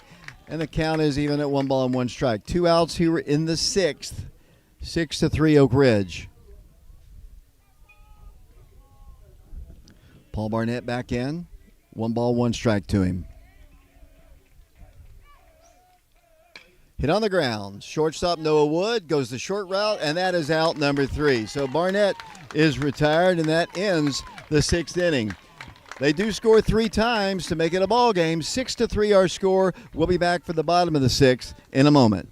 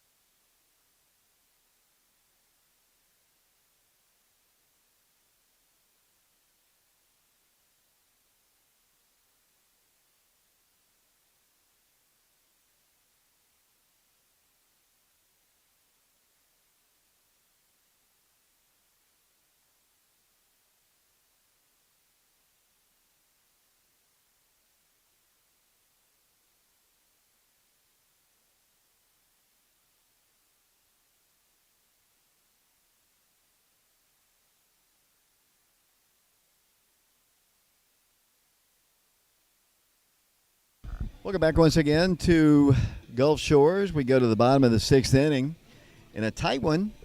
Wildcats have blown out to a 6-0 lead, but the Spartans, the good team that they are, have rallied to score 3 to cut the lead in half. It'll be Joseph Webb, Parker Free, and Mikey Teasley needing to go back to work for the Wildcats. Joseph in this ball game has 2 hits in the game. Also struck out. The pitch from the side armor is inside, and the count is 1 ball and no strikes. This is the championship ball game. Joe back in. Here's the pitch. That's a called strike at the belt, and the count is even at 1 ball and 1 strike.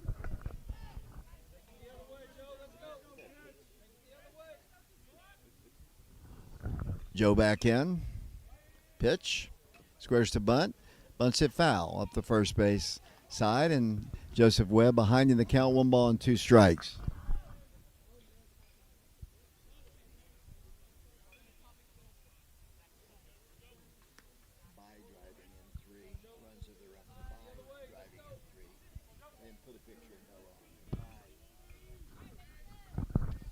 Joe back in.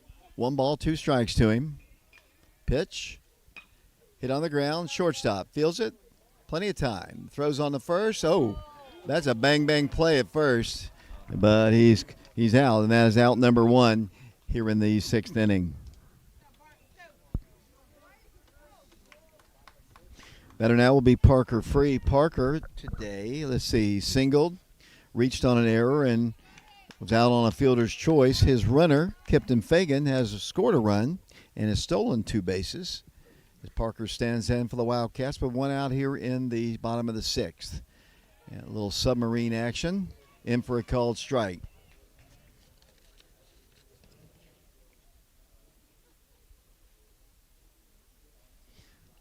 Free back in, the pitch to him, cut on and missed. You know, you can see when guys come in, like Trice is the same way for us. When you that kind of different kind of motion, you're not used to seeing it. It's hard to pick up at times, at least the first time through the order. And there's a swinging strikeout. Nope, it is strikeout. So Parker is out. So the Wildcats need to start a 2-out rally here in the 6th with Mikey Teasley. Mikey has 2 hits in the ball game. He doubled, he singled, and he flew out to center field. And he steps in with 2 outs. It's our final game regardless here at the Gulf Shores Classic, the Wildcats in the championship game. Mikey takes one inside corner for a called strike. Count is no balls and 1 strike. As I mentioned, Oak Ridge's next game will be Monday at home against Lenoir City. That's a district game. Pitch. Cut on and foul tipped. The count is 0-2. I don't know if the Wildcats have run out of gas or they just can't pick up the ball coming out of his hands. Mikey back in. 2 strikes to him. The pitch.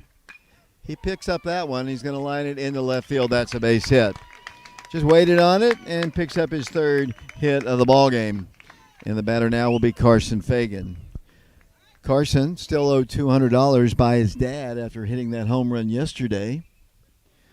I don't know if that's considered a bet or just a promise or whatever, but he hadn't paid him. He hasn't paid him that $200 for hitting that home run. But either way, Carson steps in. He reached on a fielder's choice and had an RBI, had a stolen base, and scored a run. He takes the strike. The count is 0-1. So in the top of the 7th, the Spartans will have the 2, 3, and 4 hitters probably to face this guy. As Carson hits the ball, right side, the right fielder calls for it. He's under it. He makes the grab for out number 3. So the Wildcats 3 outs away from a championship, but he's going to face the meat of the order. The Wildcats on top 6-3. We'll be back to Gulf Shores in a moment.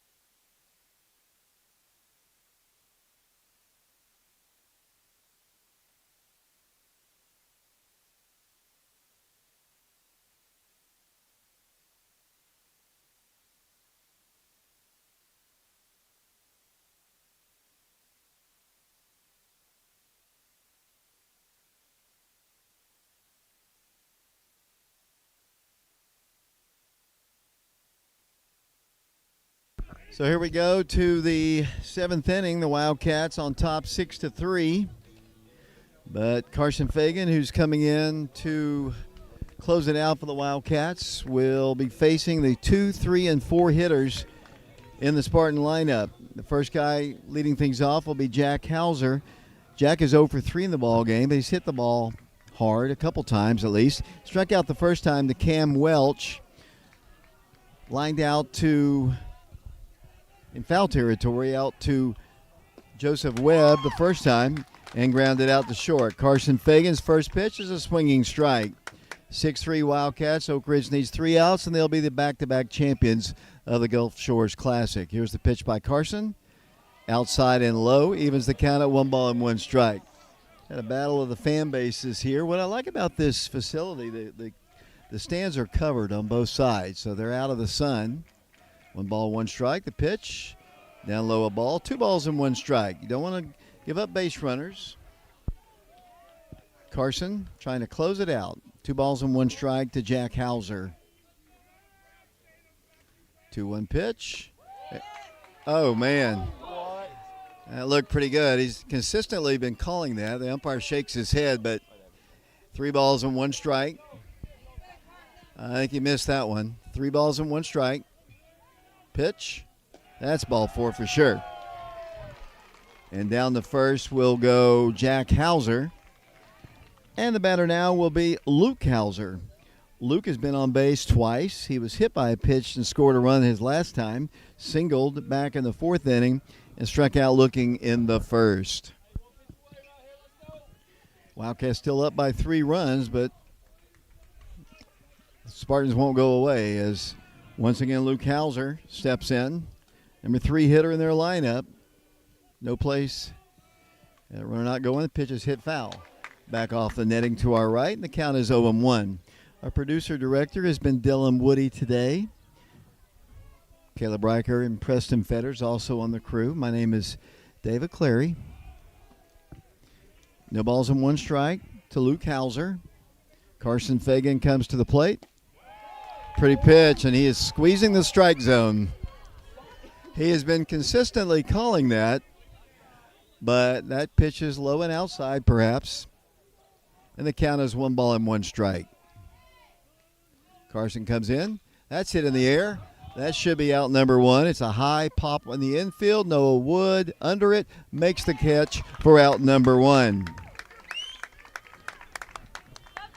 Batter now will be Sam Estes. Sam has had a single in the ball game, struck out, and was out on a fielder's choice. He's their cleanup guy. He's a big guy. 1 out, runner at first. And Estes stands in. Parker Free gives the sign. Working from the stretch, Carson Fagan, the pitch. That's down low a ball. 1 ball, no strikes to count. Wildcats on top 6-3. Most exciting game we've had for sure in Alabama. The rest of them have been kind of blowouts, all of them. Here's the 1-0 pitch. Hit on the ground. This could be it. Noah feels it. No, he can't come up with it, and all hands are safe. He started turning that double play before he had it, and that is an error on the shortstop. And now the tying run comes to the plate in the person of Noah Crosby. The Wildcats uncharacteristically with some errors in this game. And the tying run comes to the plate, and the left-hander, Noah Crosby, I believe will be the batter. I'm trying to check their lineup. They do have a switch, might be a courtesy runner. 6-3 the score. Runners at first and second. A home run ties it here at the Gulf Shores Classic. The batter is Noah Crosby. He's their number 5 hitter. Carson working from the stretch. The pitch looked pretty good from here. All of a sudden, the strike zone has gotten narrower and narrower. No balls and 1 strike. Or 1 ball and no strike, sorry. Carson looks to the runner at second. The pitch. That's definitely a ball. 2 balls and no strikes. Wildcat offense hasn't done a whole lot in a couple of innings. As once again Noah Crosby steps in. Runners at first and second in a 6-3 ball game. Carson has the sign, the pitch. There's a strike. Good pitch. He had a good pitch in the first pitch. The count is 2 balls and 1 strike.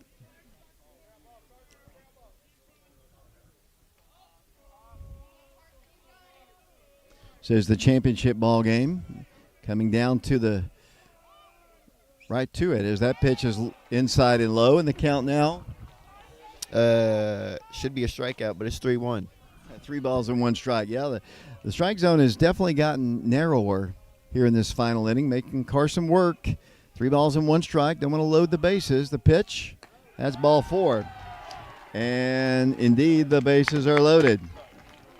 Errors have hurt the Wildcats. The Wildcats committed 2 errors in the previous inning, which allowed partly the 3 runs to score. And now Coach Free is going to go out and talk with Carson.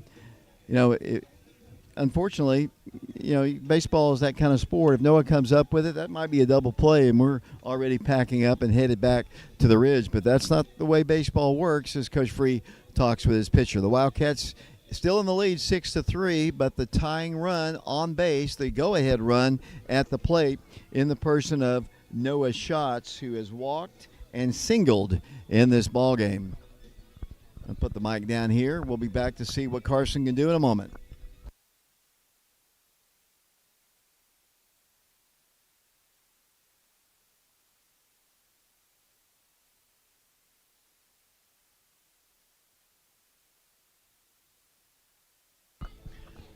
Back here at Gulf Shores. Dylan, you got anything happening on the chat?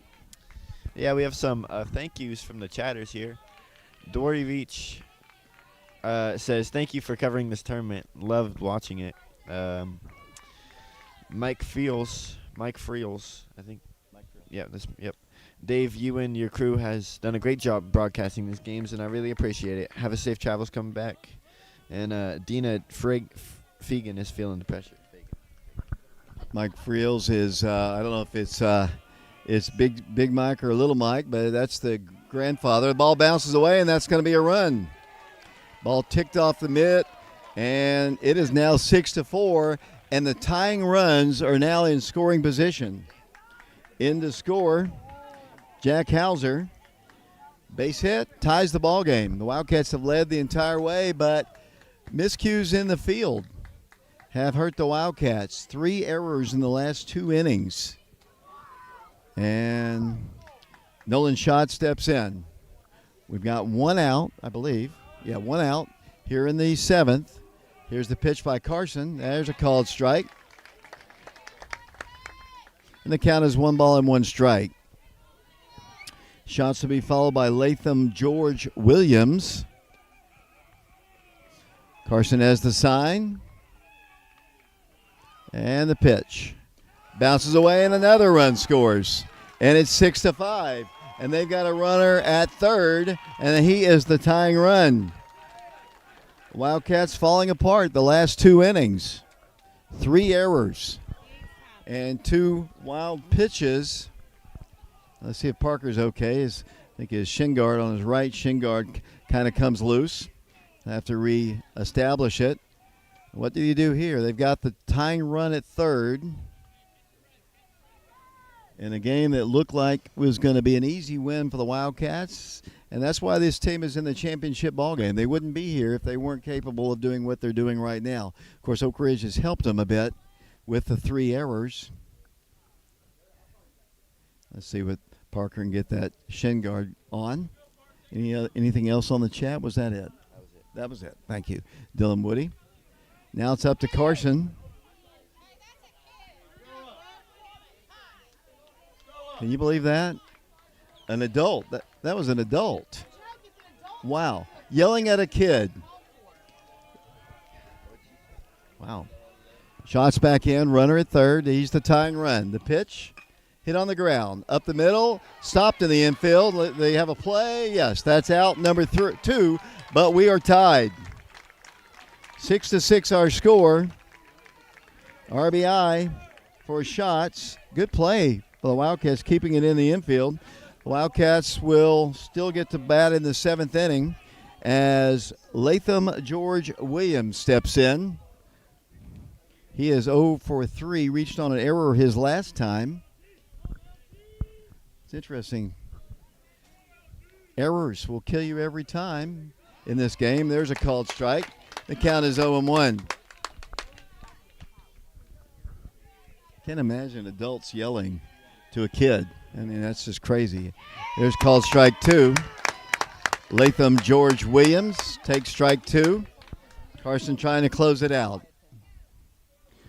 6-6 our score. The pitch fouled off the shin guard of either Parker or the umpire, and the count remains at no balls and 2 strikes. The Wildcats will have the lower third of their order in the bottom of the 7th. Wood, Cheverton, and Wolf. Here's the pitch. That hit him. And they'll have the go-ahead run on board. And the batter will be Hunter Davis. As Carson, I think Carson was just going to come over and said he didn't mean to do it. I mean, Carson had no ill will. It's getting to be a little hot and heavy here in Gulf Shores. The umpire, I think, got in between Carson and the runner. And just knowing Carson, Carson can be a little fired up, but I think he was just going to maybe say, I didn't mean to hit you. I'm sorry. As they have the runner in at first, and the batter is Hunter Davis.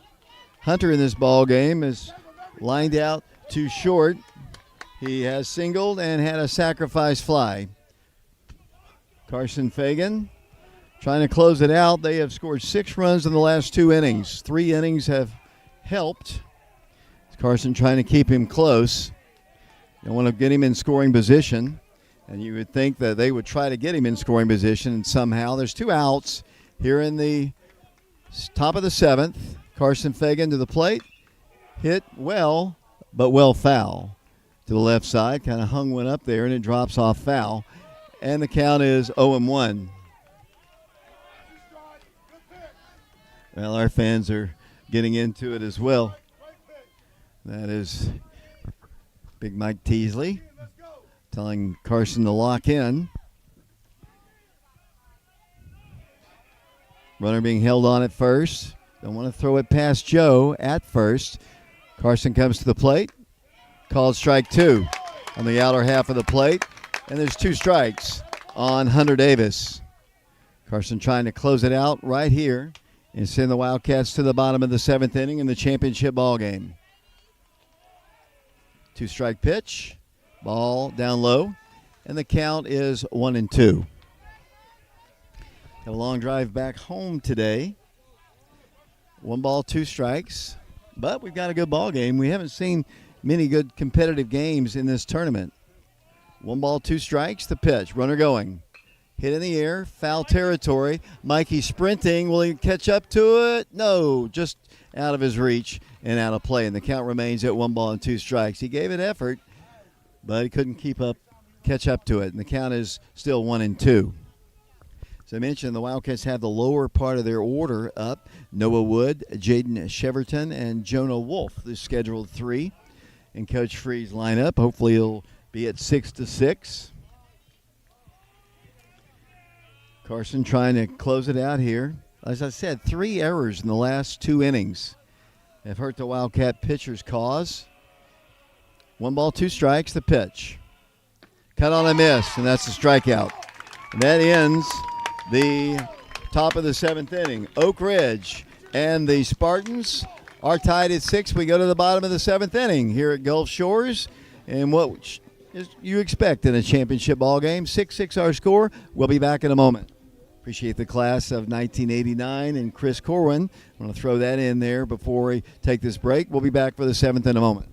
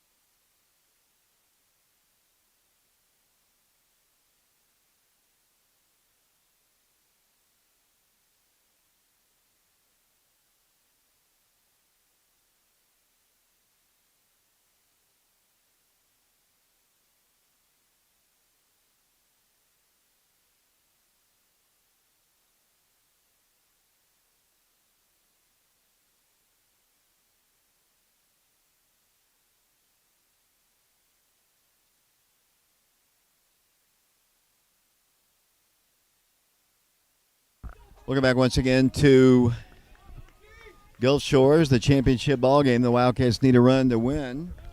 They have tied the ball game 6-6. It'll be Poteet to lead things off, and the first pitch to him is a called strike.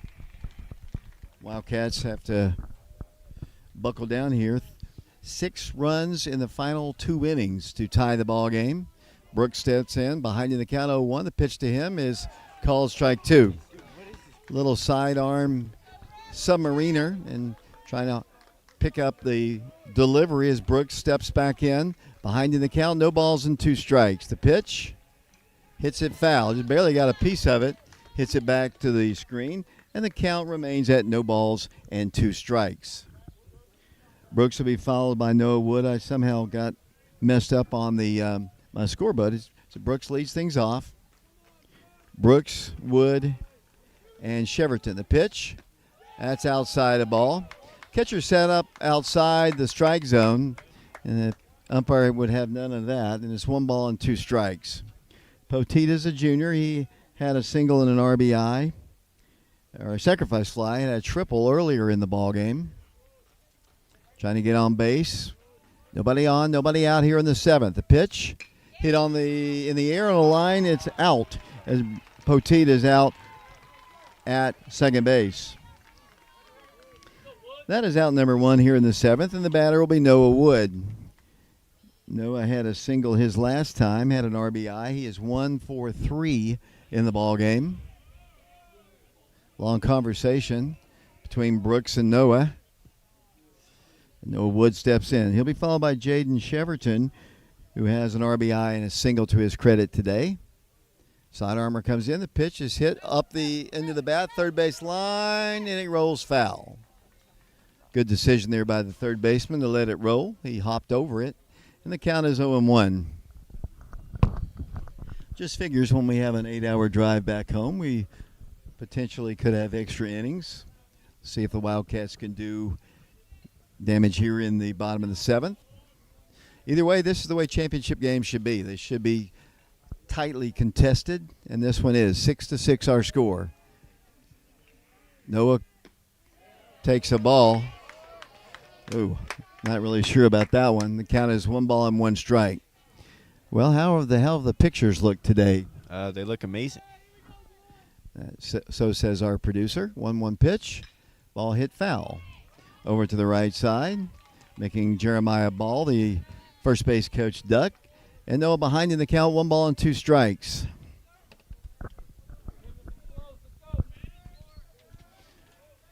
Wood back in. The pitch. Outside. And the count is 2-2. Noah will be followed by Jaden Cheverton in the lineup.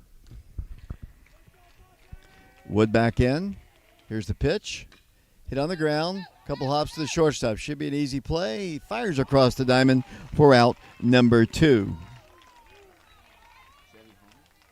And the batter will be Jaden Cheverton. Jaden had an RBI his first time, picked up a single, and lined out to center as well. Number 8 hitter in the Wildcat lineup. On deck is Jonah Wolf, but there are 2 outs here in the 7th inning. Jaden trying to keep the inning alive. Pitch to him is a called strike at the knees, and the count is 0-1.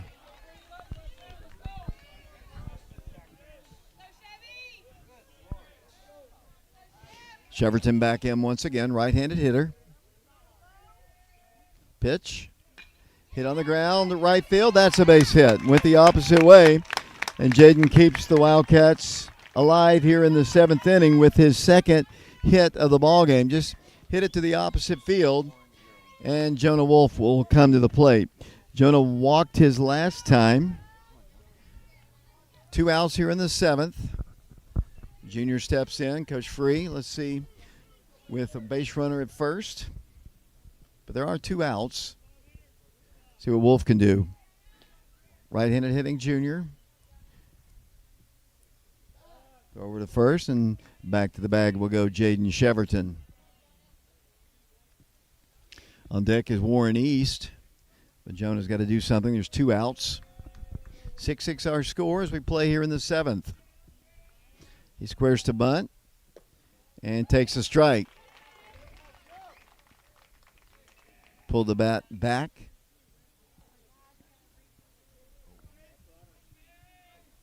No balls and 1 strike. Chevy takes his lead off of first, draws a throw, and easily back to the bag he goes. This is the championship ball game. Wildcats, we're up 6-0. It's now 6-6 as we play in the bottom of the 7th. Sidearmer comes in, the pitch is cut on and missed. And the count is 0-2. Jonah Wolf takes a big breath. Looks down to Coach Travis Free. Chevy takes his lead off of first.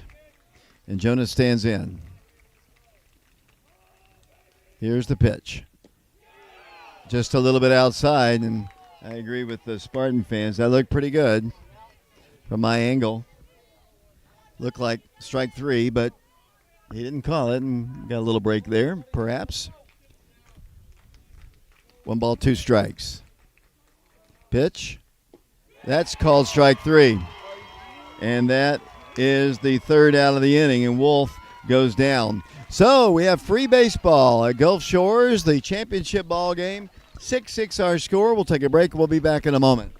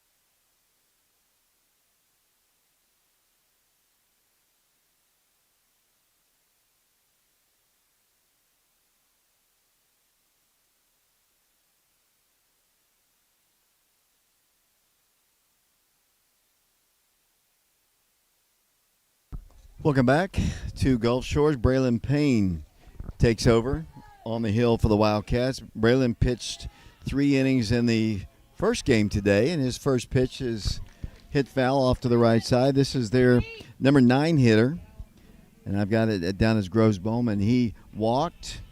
He has walked twice, actually, and struck out. Braylon is a freshman. Pitched 3 perfect innings in his first outing today. That one's out of the strike zone, and the count is 1 ball and 1 strike. We're in the top of the 8th inning. Our first extra innings game. 1-1 pitch is ripped to left and in for a base hit. Ball was hit hard right on the button, and that is a leadoff single, and that's the go-ahead run. Ball was tagged pretty well, and back to the top of the order we go to Paul Barnett. This is the guy that started the ball game with a single. Since that time, he's 0 for 3, hitting to a double play. They're going to have not exactly sure what the delay is maybe a courtesy runner as the Braylon, freshman, right-handed hitter. Let's see how close they are to trying to keep the runner on base. The freshman has the sign from Parker. The pitch outside He's been calling that. All of a sudden, that pitch, it might have been outside, but he's consistently been calling that for both teams. But not that time. The count is 1 ball and no strikes. Pitch, hit on the ground, foul, and over towards the Oak Ridge dugout, and the count is even at 1 ball and 1 strike. Paul Barnett will be followed by Jack Hauser in the Spartan lineup. Runner at first. Throw over to first, and back to the bag he goes. Got to be kind of nerve-wracking for the freshman pitcher. He's in a tight situation in extra innings in a championship ball game. Got a lot of composure. Here's the pitch. That stays up high and tight. And the count is 2 balls and 1 strike. Braylon Payne replaces Carson Fagan. Jaden Cheverton, Tri Sharp, and Cam Welch started the ball game. Here's the pitch. Hit right to the shortstop. They're going to double him up. Double play! Lined out. Great play. Noah Wood catches the line drive, and they double the runner off of first. Great play. Double play. Second double play hinted to in this ball game. That's a 6-3 double play, and that is out number 2. Second double play of the ball game. And it couldn't have come at a better spot. That's the second time that he has hit into a double play. And he hit the ball right on the button both times. And unfortunately for him, it results in 2 outs. So nobody on base now. The batter is, Jack Hauser. Pitches outside a ball. 2 balls and no strikes. Jack Hauser back in. Braylon Payne, the freshman, has the sign. 2-0 pitch. Here it comes. Hit well. Hit deep to left, but Carson Fagan's back on it. He's at the fence. He's at the wall. It is off the wall for a ground rule double. Ground rule double. That ball was hit a long ways. That's a ground rule double for Luke Hauser. And the number 4 hitter, Sam Estes, is the batter. He reached on an error and scored back in the 7th inning. Also had a single. He is their cleanup guy. 2 outs here in the 8th inning. Braylon Payne trying to pick up the 3rd out here and get the Wildcats top of the order out. The Wildcats will lead things off with Warren East in the bottom of the 8th inning. Estes the batter. Runner at second. Here's the pitch. Breaking pitch for a called strike at the belt, and the count is 0-1. Well, we asked for a good ball game, and we got one in the championship game. We've got extra innings in a 6-6 ball game. Estes back in. 1-strike pitch from Payne. Here it comes. Hit foul. Over to the right, now to play. And the count is 0-2. In the bottom of the 8th, it'll be Warren East, Joseph Webb, and Parker Free, the scheduled 3. Wildcats trying and hoping that it'll still beat 6-6. Estes gets tired of waiting and calls time and steps out of the box. He is their cleanup guy. He scored a run his last time on an error. He reached on an error. Braylon Payne with a runner at second. And here's the 2-strike pitch. Down low, good stop by Parker. And the count is 1-2. It just figures when we have an 8-hour drive that we have extra innings. 1 ball, 2 strikes.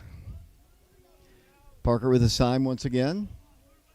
1 ball, 2 strikes. Now Braylon steps off the rubber. See if the freshman can close out the top of the 8th inning. 1 ball, 2 strikes.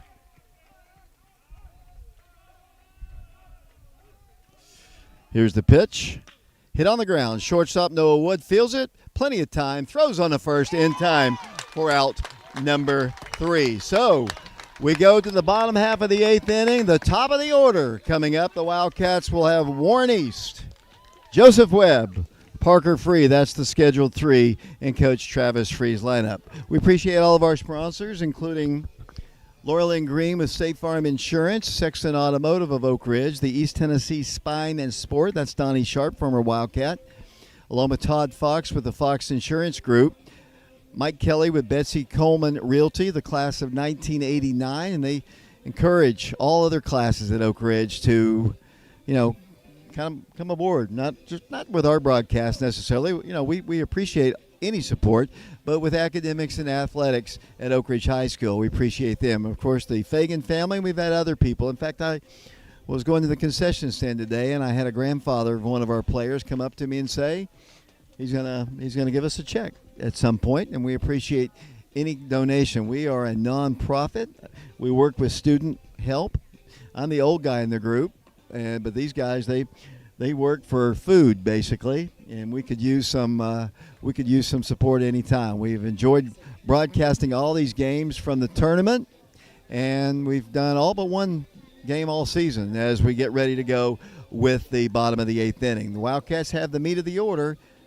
Warren East will lead things off. Warren already with a home run in the ball game. The Wildcats offense has kind of slowed down. This submariner has kind of shut down the Wildcats. Let's see what Oak Ridge can do as Warren will lead things off here in a moment. We're in the 8th inning of the championship ball game. I'm going to put the mic down.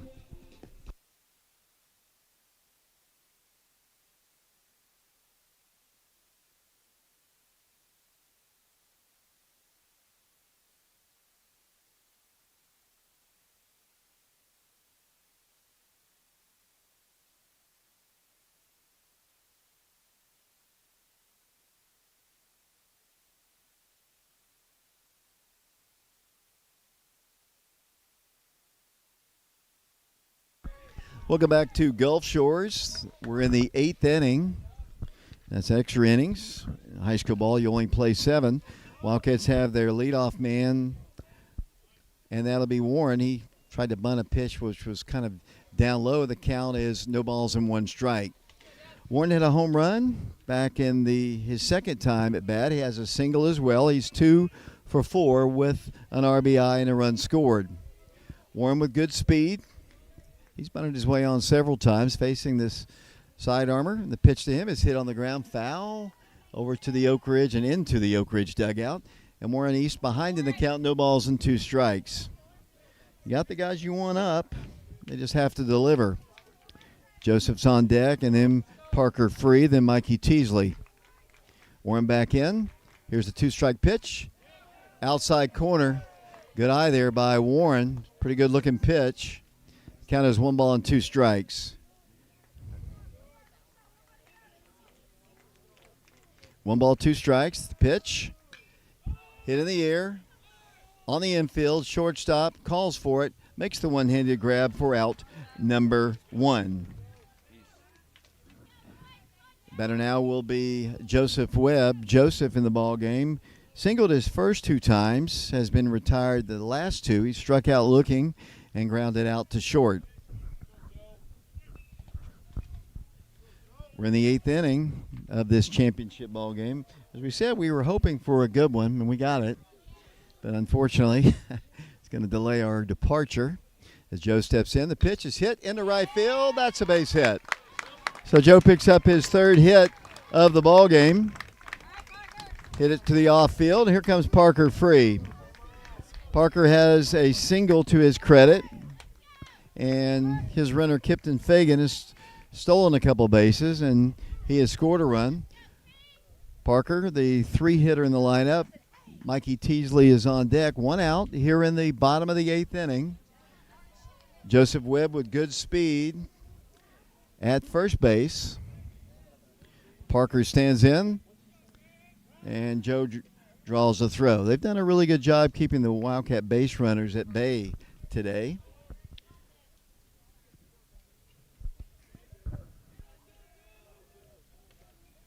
Joe takes his lead off of first. Short lead, the pitch. Hit him. That helps. Now the Wildcats have the winning run in scoring position as Parker Free advances down to first, and Joe Webb, the lead runner. Let's see if the Wildcats will bring in Josiah McClure to run for Parker. So the winning run is at second base, and it's going to be Kipton. I saw Josiah come out of the dugout, and I thought he was coming in, but it will be Kipton Fagan. And we're going to have a little conversation on the mound. The Wildcats, when we return, we'll have runners at first and second, one out here in the bottom of the eighth, and a 6-6 ball game. We'll be back on our YouTube channel in a moment.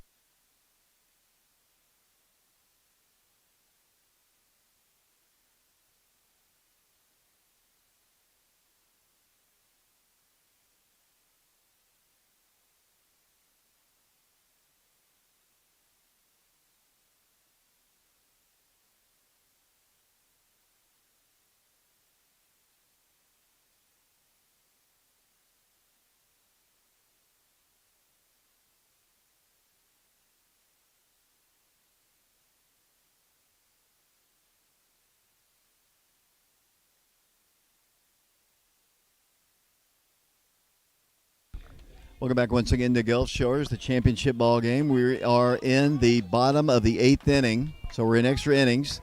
Wildcats, Mikey Teasley batting. Mikey has 3 hits on the day, 2 doubles, 1 double, and 2 singles.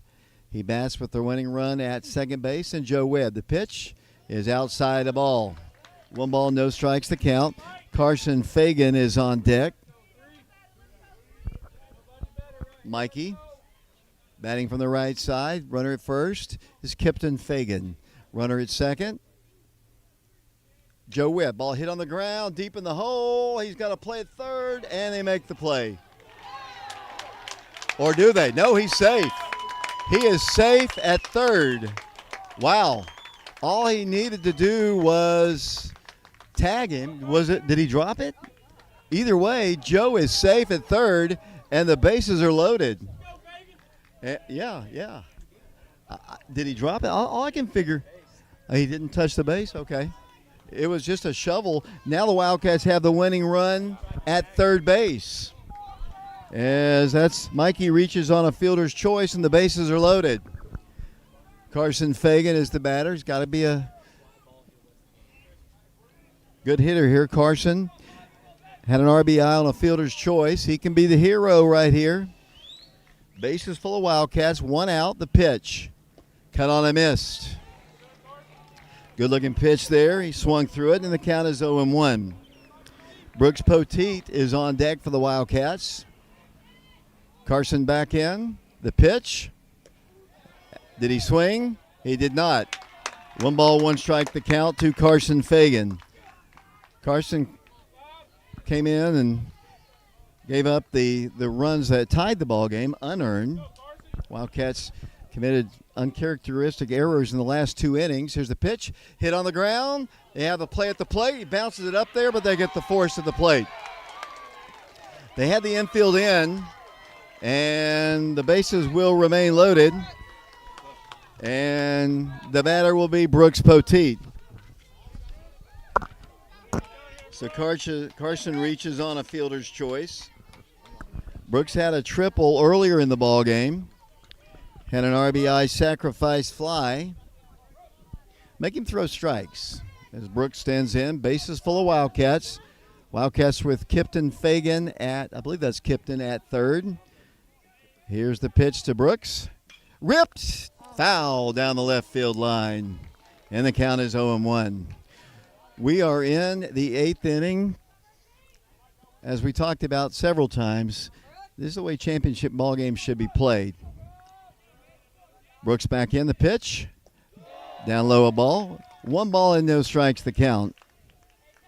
Brooks will be followed by Noah Wood. But Brooks has got to reach. We've got 2 outs in the 8th inning. Bases full of Wildcats. The pitch. Ball. Oh, no! That was way outside. And the count is 1 ball and 2 strikes. Umpire must be getting tired a bit. 1 ball, 2 strikes. Here's the pitch. About the same location, a little farther out that time, and the count is even at 2 balls and 2 strikes. Hopefully we won't see the 9th inning, but they'll have the Looks like the 5, 6, and 7 hitters. Brooks back in. The pitch to him. Almost hit him. Ball 3. Should have been ball 4. As Brooks Poteet could have a walk-off walk if another one is out of the strike zone. Brooks Poteet back in. 3-2 pitch. He swings at ball 4, and that is strikeout for the pitcher. That was out of the strike zone, and they get out of a mess. Bases loaded, jam with 1 out. So we go to the 9th inning here in the championship ball game, live on our YouTube channel. We'll take a break. We'll be back in a moment.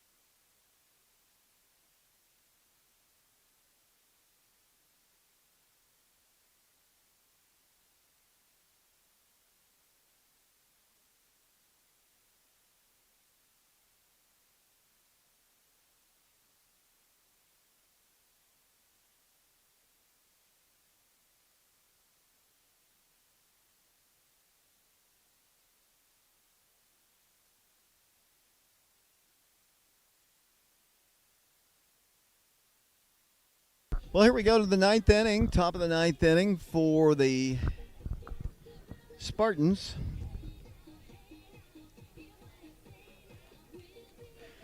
And the batter, I believe, will be Noah Crosby. Actually, this is Sam Estes. My apologies. Sam Estes steps in. And the pitcher is still Braylon Payne. The pitch is hit on the ground to Mikey Teasley. Has 1 throw, and that is across the diamond for out number 1. So 1 pitch, 1 out. As Mikey retires Estes. And the batter now will be Noah Crosby. Noah, let's see. This is his 5th time batting. He struck out his first time, was out 1 unassisted, reached on an error and scored another run. He has scored 2 runs in the ballgame, and Braylon Payne's pitch is a called strike, and the count is 0-1. Braylon comes in with a fastball, a little high, 85 miles per hour for the freshman, and the count is 1-1 strike. Crosby will be followed by Nolan Schatz. We're in the top of the 9th inning. Golden opportunity for the Wildcats, but credit the Spartans. They got a big mess as there's a called strike on the inner half of the plate, and the count is 1-2 strikes. We're in the 9th inning. 6-6 our score in the championship game of the Gulf Shores Classic.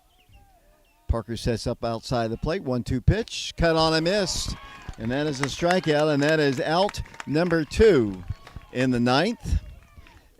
And that was an 86 mile per hour pitch. And the batter and the last hope in the 9th here is Nolan Schatz.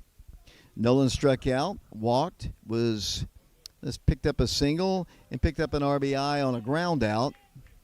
2 outs. Braylon Payne, his 2nd inning of work. The pitch is belt high. And that was right down, whatever. 1 ball, no strikes. Pitch is hit foul, out of play. Umpires are human, but he's probably getting tired. It's been a long game. 9 innings behind the plate. 1 ball, 1 strike. Of course, we're biased. We're obviously biased. We want every pitch to go our way. 1-1 pitch, and that's high and tight. 2 balls and 1 strike the count. Joe Webb still the first baseman. The Wildcats have Jaden Cheverton It looks like, I guess that's Jonah Wood. Wolf still out at second. Here's the pitch. That's a pitch low and outside, and strike zone, I don't know, getting a little iffy. 3 balls and 1 strike. 3 balls, 1 strike. Here's Braylon's pitch. That's ball 4. So down the first on a 2-out walk will go Nolan Schatz, and the batter will be Latham George Williams. Latham's been on a couple times in this one. He struck out his first 2 times, reached on an error his 3rd time, and was hit by a pitch. 2 outs. We're in the 9th inning, top of the 9th. The Wildcats had a golden opportunity. Bases loaded, 1 out with the meat of the order up. And give all the credit in the world to the Spartans. They made the plays. 2 outs, runner at first.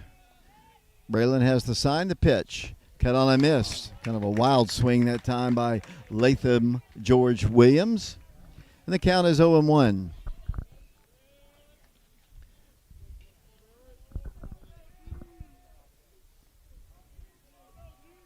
One strike the count. Pitch. Hit in the air. Foul territory. Should be caught. Parker calls for it. It's called off by Mikey Teasley, and that's out number 3. So Mikey makes the catch in foul territory. And we go to the bottom half of the 9th inning here at Gulf Shores, Oak Ridge. And the Spartans are tied at 6. We'll be back in a moment.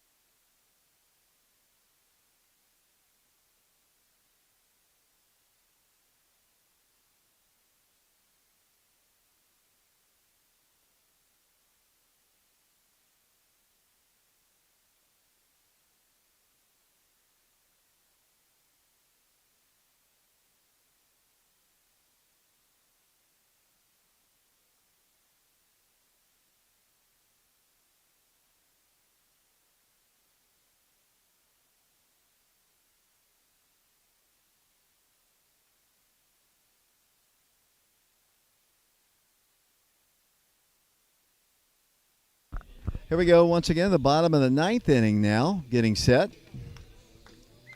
And it'll be Noah Wood leading things off for Oak Ridge. Let's see what Noah has done today. He is 1 for 4 with an RBI single. Wouldn't surprise me if Noah tried to lay a bunt down. We'll see what he does. Here's the pitch. That's ball.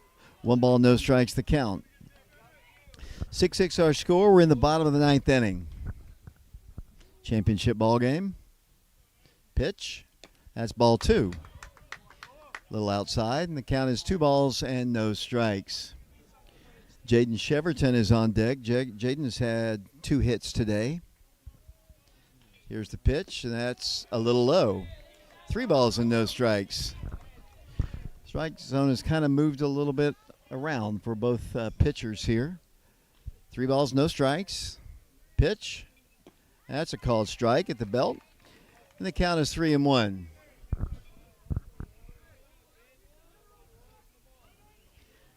Noah back in the box. Here's the pitch. Hit on the ground. Deep in the hole. Short third baseman throws in time for out number 1.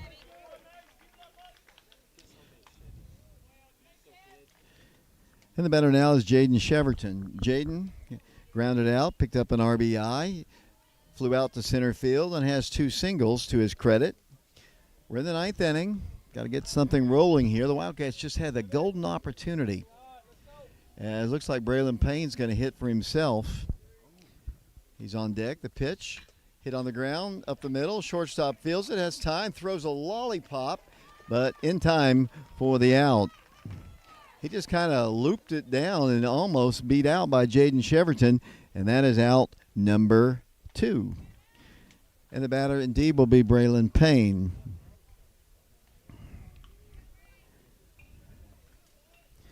Payne batting for the first time. He's the pitcher. The last 2 innings. Hits from the right side. 2 outs in the 9th. Pitch, that's a little low. And the count is 1 ball and no strikes. Top of the order and Warren East on deck. So regardless, if he gets out, we'll have the top of the order in the 10th. Pitch. That's a called strike at the knees. That low and inside. Got to look how tall the batter is. He missed that one badly. 1 ball, 1 strike. That was probably his worst call. 1 ball, 1 strike. Cut on and miss. And the count is 1 ball and 2 strikes. He's catching it from all sides. I yelled a little bit too loud. I'm sorry. I wanted him to hear, actually. Here's the pitch. That's outside. And the count is 2 balls and 2 strikes. Been a fun ball game for both sides. 2-2 pitch. Hit on the ground. That's a base hit. So we're going to get the top of the order up as Braylon Payne picks up a single. Let's see if we get a runner for him. Braylon had an injury during football season. Dylan, why don't you tell me what happened there? You think he snapped his finger or something with his wrist and his bone popped out. I think Caleb knows more. Yeah, I saw it. He's long snapping, and you're not supposed to touch the long snapper. They did that, and he landed on it and broke his arm. It was pretty nasty. I remember looking at it. We're going to have a courtesy runner in the ball game for Braylon. Let's see who that is. Is that Andy? We're trying to decide who's going to come out. And I guess Braylon's going to have to run for himself. That will be the case. So the freshman getting a chance to run. Good job of hitting by the freshman to get the ball in the hole to keep the inning alive. And we go back to the top of the order to Warren East. Warren has popped out to right his last 2 times, singled and hit a home run as well. He is 2 for, looks like 5 in the ball game. 2 for 5, and he stands in. Last couple times he's kind of just popped it up in the infield, but he hit one to the scoreboard earlier in the ball game, and he's trying to do the same here. Braylon with, and I don't know his speed, as the pitch is ripped to center field and caught for the out. The ball was hit right on the button, but out. So we go to the 10th inning here at the Gulf Shore Classic, Oak Ridge, and tied 6-6. We'll be back in a moment.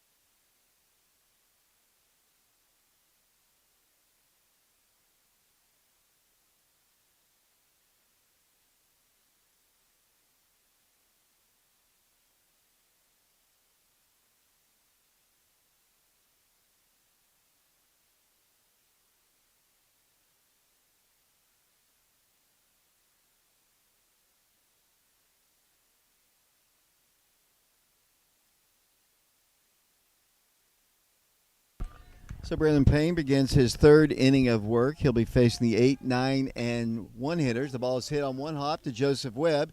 He flips it over to his pitcher, Braylon Payne covering, and that is out number 1. I have run out of room on my scorebook, but that is out number 1. Good play by the pitcher just to get over there, and that's pretty heads up for a freshman as he covers the bag. And that is out number 1. And we go to the number 9 hitter in there, Ornup, but he's been on base 3 times. He has singled, walked twice. He also struck out. Hits from the right side. Here's the pitch. Breaking pitch, a beauty. It's a called strike, evens the count at 1 ball and 1 strike. The Wildcats in the 10th will have Webb, Free, and Teasley. Those are 3 guys. That pitch is up high. Don't want to give up any base runners. Braylon has pitched well since coming in. He is the 4th pitcher used by Coach Travis Free as we are in the 10th inning. 2-1 pitch. That's belt high. Right down the middle. Belt high. Wow.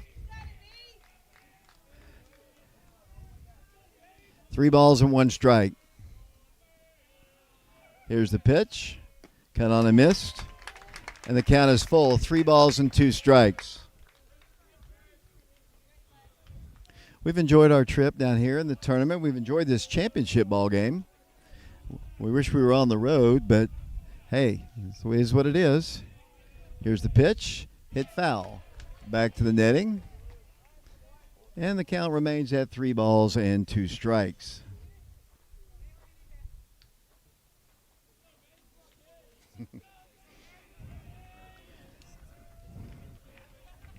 Three balls, 2 strikes. Number 19, 1 out here, nobody aboard in the 10th inning.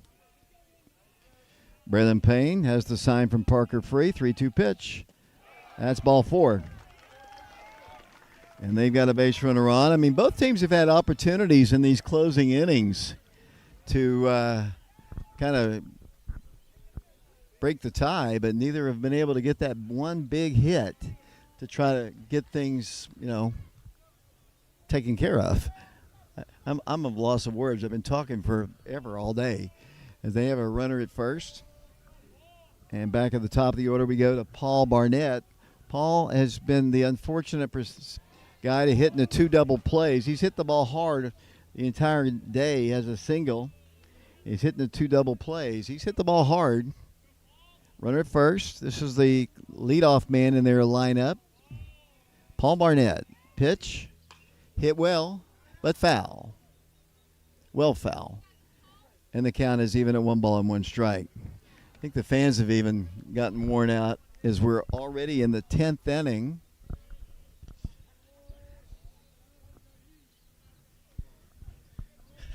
Paul Barnett back in, 1 ball, 1 strike to him. Very long game. How long has this game gone, guys? Check the time. 1-1 pitch. That's up high. 2 balls and 1 strike.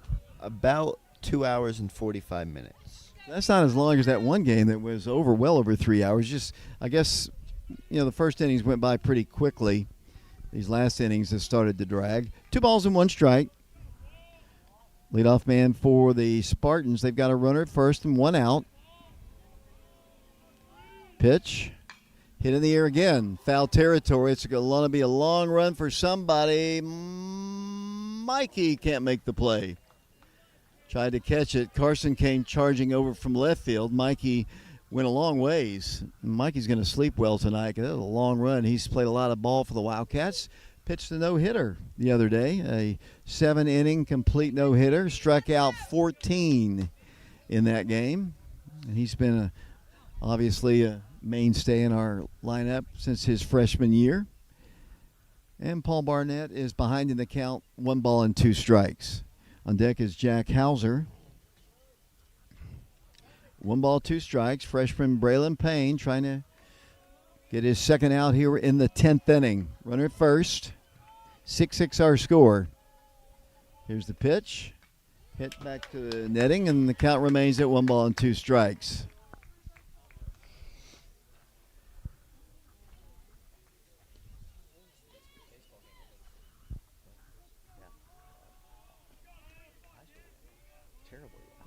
1 ball, 2 strikes.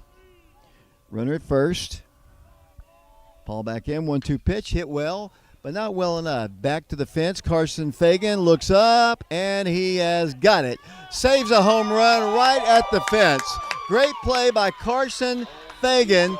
Takes a home run away from Paul Barnett. Just a long out. Great play by Carson. His glove was over the fence. That would have been a 2-run home run. And once again, there's 2 outs. So Carson with a big play defensively. Good job. As Barnett is retired. Poor Paul Barnett is hit into some bad luck today. He's hitting the 2 double plays, and he had a home run robbed from him. Good play out there by Carson Fagan. So there's 2 outs now.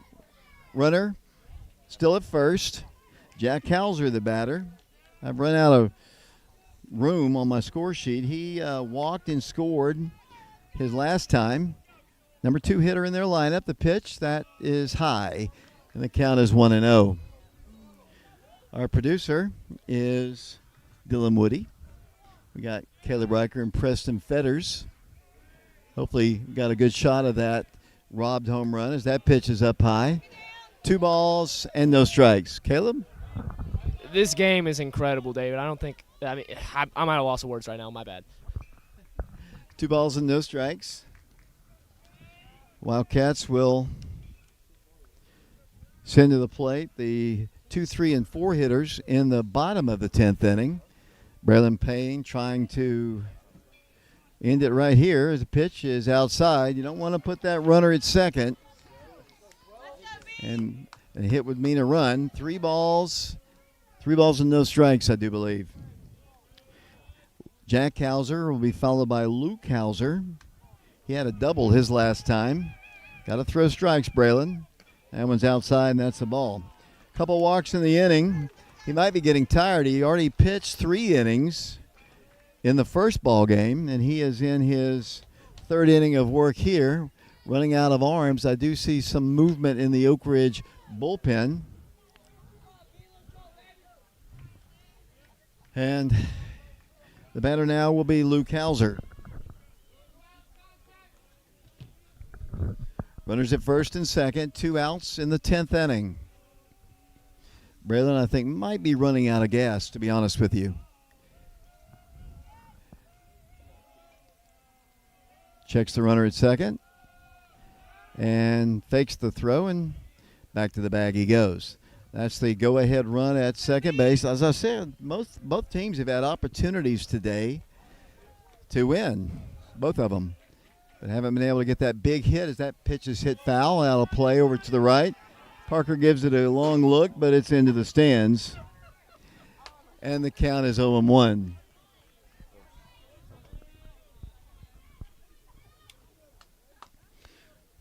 Luke Hauser has scored a run, has 2 hits in the ball game.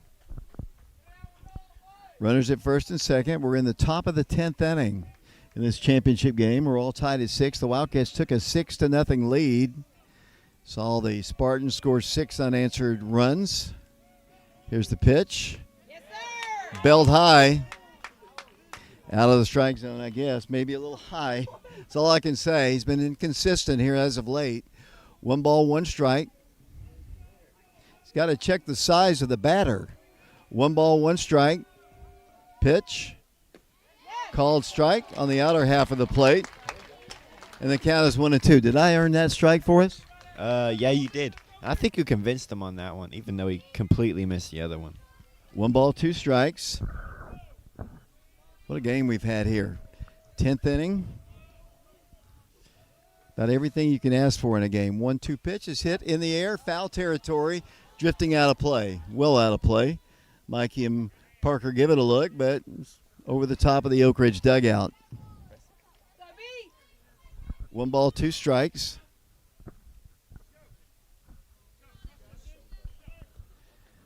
All these guys have got to be tired. I mean, this is a doubleheader for both teams. They both played 2 games today, and we're in the 10th inning of this game.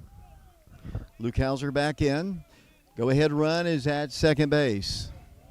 Braylon Payne, the freshman, comes in. The pitch hit on the ground. Shortstop Noah Wood takes a funny hop, has one throw, and he makes it for out number 3. Noah Wood fumbled it a bit. It was a bang-bang play at first, but Hauser is retired for the 3rd out. We go to the bottom of the 10th inning. Here at Gulf Shores, the Wildcats and Spartans tied at 6 in the championship game. For the Wildcats, it'll be Joseph Webb, Parker Free, and Mikey Teasley. We'll be back for the bottom of the 10th in a moment.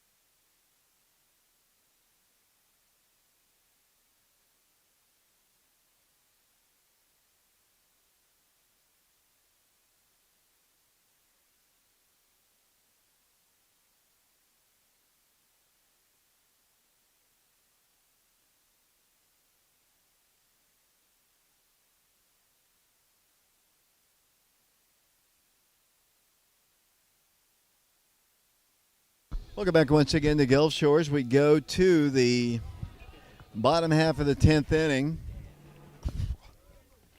6-6 our score. As I mentioned, both teams have had opportunities. Neither team able to break through. We have been tied since the 7th inning, and we go to the bottom of the 10th. The Wildcats will send their 2, 3, and 4 hitters. Joseph Webb will bat. Joseph has 3 hits in the ball game. He has 3 singles. The pitch to him is a called strike at the knees, and the count is no balls and 1 strike. Joe will be followed by Parker Free, then Mikey Teasley. Here's the pitch to Joe. Cut on a miss. Wildcats are trying to end it on 1 swing. We just need base runners. As Joe behind in the count, no balls and 2 strikes. I know everyone wants a walk-off home run. That's cool and everything. But we need to get somebody on base here. And Joe's a good contact guy. He's got 3 singles in the ball game. Here's the pitch to him. Hit in the air, right side. Long run for the right fielder, but he's under it, and he makes the catch for out number 1. 1 out here in the 10th, and here comes Parker Free. Officially, this is his 4th at bat. He was hit by a pitch. Also has a single, reached on an error, reached on a fielder's choice, and also struck out in this ball game. Right-handed hitting catcher. Mikey Teasley's on deck. Mikey's had 3 hits in the game. Here's the pitch to Parker, and that's inside a ball. 1 ball, no strikes. He was hit the last time. Wildcats had the bases loaded with 1 out and failed to score. Here's the pitch to Parker. Hit in the right field, base hit. Good job by Parker. And the Wildcats have a 1-out base runner. That is a solid single for Parker Free, and the Wildcats will get a base runner for the catcher. And the batter is Mikey Teasley. Mikey will bat here. It's a big moment for a guy that's had a lot of big moments. As I mentioned, he pitched a no-hitter just yesterday. Was that just yesterday? Or 2 days ago, yeah. A complete 7-inning no-hitter, 14 strikeouts, no walks. But now it's time to see what his bat can do. He's got 3 hits in the ball game, a double and 2 singles. Pitch to him is a called strike. Below the knees. Wow.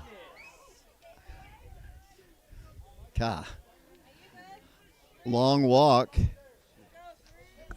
Very, very inconsistent strike zone. 1 strike the count. He's got to be getting tired. I mean, behind the plate a long time as Kipton draws a throw, but no balls and 1 strike. Got some veteran umpires in the field. Pitch to Mikey. Hit on the ground. That's a base hit. Mikey Teasley. And the Wildcats have the winning run at second base. Carson, who just earlier in this inning took a home run away from the Spartans. For Mikey, that is his 4th hit of the ball game. And here comes Carson Fagan. Carson had a home run yesterday. And let's see, today he has reached base twice, picked up an RBI. Fagan the batter with 1 out. Runner going to third. The ball is hit on the ground. Foul. Boy, Kipton had that base stolen for sure.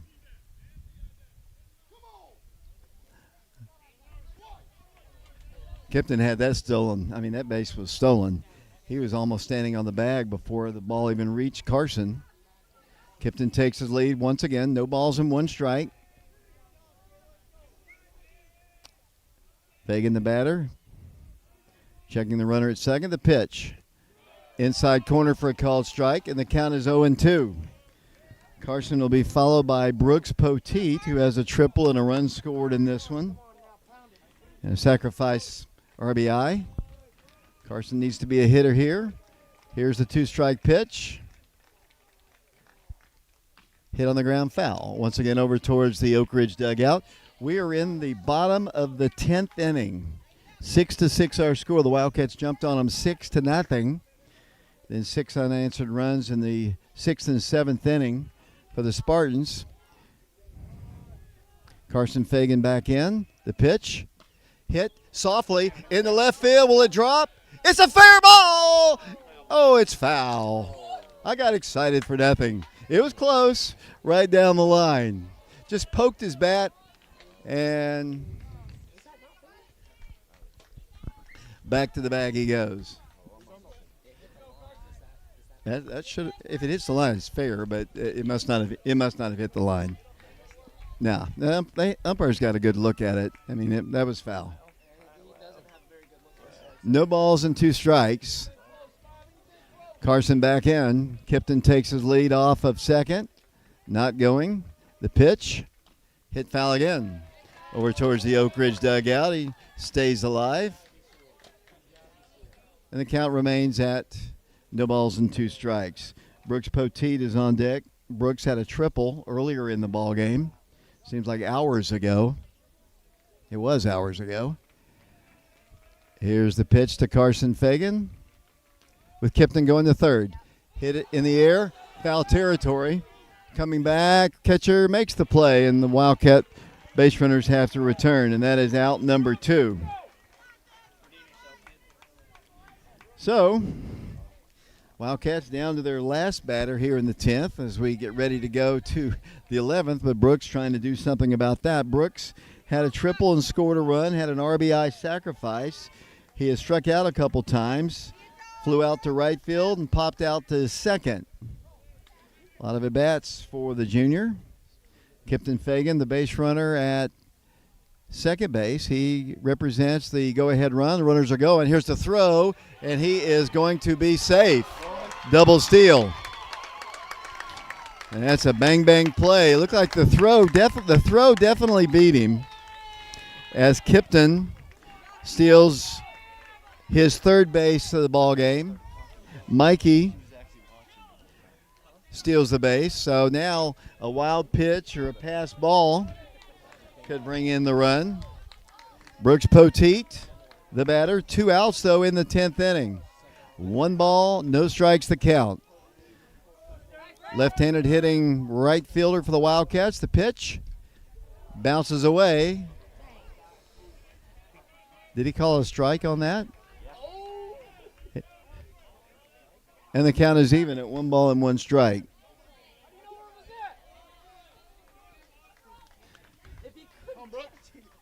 One ball, 1 strike. Kipton Fagan, the winning run at third. Mikey Teasley in scoring position, but his run doesn't matter.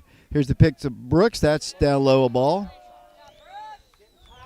And the count is 2 balls and 1 strike.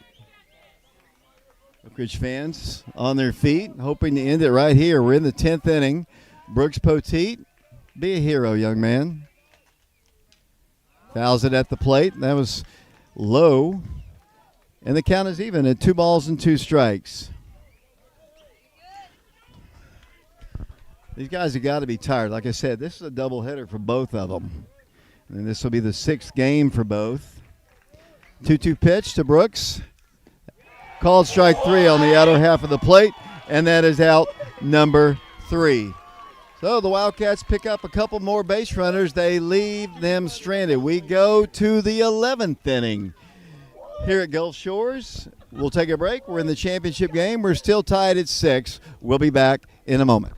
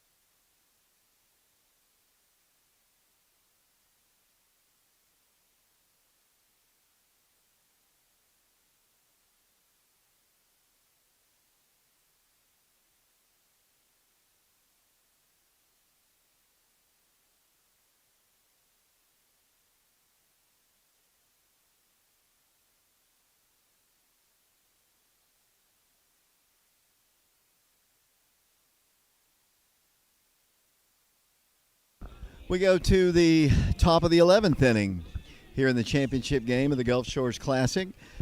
Jonah Wolf is the new pitcher on the hill for the Wildcats. The Wildcats have used Cam Welch, Tri Sharp, Jaden Cheverton, and Braylon Payne. That first pitch by Jonah is in there for a called strike. Nobody out, nobody aboard. We're in the 11th inning. Pitch. A little bit outside, and the count is even at 1 ball and 1 strike. Number 4 hitter in their lineup. I believe this is Sam Estes. The pitch. Cut on and missed. Good pitch by Jonah, and the count is 1-2. Do we have people watching? This is a nail biter. Over 100 people. That pitch is cut on and missed, and Jonah has his first strikeout. Comes here in the 11th inning.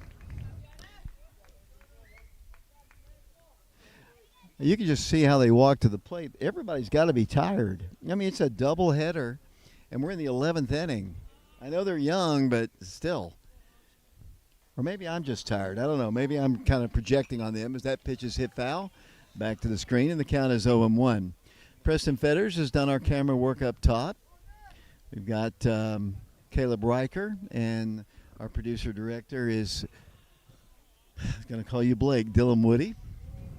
No balls and one strike. The pitch from Jonah is outside a ball, and the count is even at 1 ball and 1 strike. Caleb, that was a ball. you can't get on him on every pitch. 1-1 pitch. That one's outside again. 2 balls and 1 strike. Right-handed thrower against the left-handed hitter. Big play in the ball game. Carson Fagan took a home run away in the previous inning. Big play for Carson. His glove was over the other side of the net. As that pitch is on the inside corner for a called strike, and the count is 2 balls and 2 strikes. So anybody who is in Oak Ridge right now can bring my uniform equipment to Atlanta. The pitch is hit in the air, center field. Warren East should make the play. Back on it a couple steps, and he's got it for out number 2. Because I've got to go to work tomorrow in Atlanta. Got to be there by 1:30. All my clothes are in Oak Ridge. So if you could bring my clothes down and take these guys back tomorrow, maybe after the game. James Branson, if you're listening. 2 outs here in the 11th. Pitch to the plate. That's outside corner for a called strike. And that batter didn't agree with it either. Both teams have had slight disagreements, but it's baseball. They're human. We don't have the automatic balls and strike system that they have in the major leagues, as that pitch is outside and back to the backstop. And the count is 2 balls and no strikes. We have 2 outs here in the 11th inning of the championship ball game. 6-6 our score. Jonah Wolf to the plate. Rip to left. Carson Fagan. No steps needed. He makes the catch for out number 3. So 3 up and 3 down for Jonah Wolf. We go to the bottom of the 11th inning. Wildcats and Spartans tied at 6. We appreciate Laura Lynn Green with State Farm Insurance, Todd Fox with the Fox Insurance Group. We also appreciate Mike Kelly with Betsy Coleman Realty, East Tennessee Spine and Sports, Sexton Automotive, the class of 1989. And I'm probably forgetting somebody. It's been a long day, and it's been a long couple days, but a lot of fun. Caleb, we've had a lot of fun here. You got a chance to go fishing, and I've been in the water down at the beach, and I've used a lot of sunscreen, tried not to get burned. But right now, what a game we've got here. Yeah, probably the longest high school baseball game I've been to inning-wise, but it's been really fun down here. I mean, all of us are sunburnt despite putting on sunscreen, so that's the only negative I can think about as our Mountain Brook friend comes back over. But he is nice. This pitcher's got to be getting tired, you think, and he's throwing sidearm. That can't feel good this many innings. Yeah, he looks tired, and the catcher does too, as he just kind of soft tosses it down to second. And here we go. Noah Wood's going to lead things off for Oak Ridge. Noah in this ball game. This is his 6th plate appearance. And not shocking, as we are in the 11th inning. It'll be the 7, 8, and 9 hitters in the Wildcat lineup. Noah, let's see, has reached base once on a single, and strike is called. As I mentioned, everybody's got to be tired. They're out in the sun. We're in the shade here. There's another hot dog going down with Dylan here to our left. Noah back in. The pitch to him. A little bit low. That evens the count at 1 ball and 1 strike. This is the championship game of the Gulf Shores Classic. 1 ball, 1 strike. Noah Wood, the pitch to him. Hit on the ground. Third base side. Foul ball. Just outside the bag. And the count is 1-2. 6-6 our score in the bottom of the 11th inning. I remember a game against Halls many, many years ago where Joe Fellers had about 18 strikeouts, and that game went about this long. That was a long time ago. Here's the pitch. Hit on the ground. Third base. He boots it. Noah's got to run it out. Here's the throw, and it's in time to retire Noah Wood. Ball was hit hard, but third baseman recovered, and that is the first out of the 11th inning. Anybody on the chat offering to bring my clothes down to Atlanta? I don't. I don't guess so. I think, Caleb, this is your opportunity to talk to Coach Branson here. As Jaden Cheverton steps in. Jaden, let's see. Couple hits to his credit, an RBI today. He's pitched some for the Wildcats. Oak Ridge has used a lot of pitchers. Jonah Wolf completed the top half of this inning. And the batter is Jaden Cheverton. The pitch to him is a ball. 1 ball, no strikes, the count. Let's see. Jaden picked up an RBI in the first inning. He flew out to center. He singled twice, and he's grounded out to short. Pitch. Hit to right field. That's a base hit. That's going to roll in the gap. But it's a good recovery by the right fielder. They are so good at getting over and cutting it off. But it's the third hit of the game for Jaden Cheverton. And the batter now for the Wildcats will be the pitcher, Jonah Wolf. Jonah, let's see, batting for the first time since the third inning. He was replaced earlier by Braylon Payne. He grounded out to second. He walked one time, grounded out to short, and Braylon Payne hit in his spot one time and picked up a hit. Runner at first base, the top of the order, and Warren East is on deck for Oak Ridge. Jonah the batter, the pitch. Squares to bunt, bunts it back to the pitcher. And here's the throw to first, and the sacrifice is complete. And it's going to take a 2-out base knock by Warren East. And Warren will step in. Warren, let's see, hit a home run earlier in the ball game, singled, and has flied out 3 different times and grounded out to third. We're in the bottom of the 11th. Here from Gulf Shores, the winning run at second base in Jaden Cheverton. Warren East, the batter. The pitch, low and inside, 1 ball, no strikes. Warren will be followed by Joseph Webb. We've played this one out before. Twice today, Warren has been the third out of an inning. Trying to end it right here with a base hit. Pitch, cut on and foul tipped at the plate, and the count is even at 1 ball and 1 strike. Warren, as I mentioned, will be followed by Joseph Webb. Been a long day. We started the first ball game. I guess it was at 10 o'clock. I guess it was. And we're getting later. Here's the pitch. Warren takes the strike.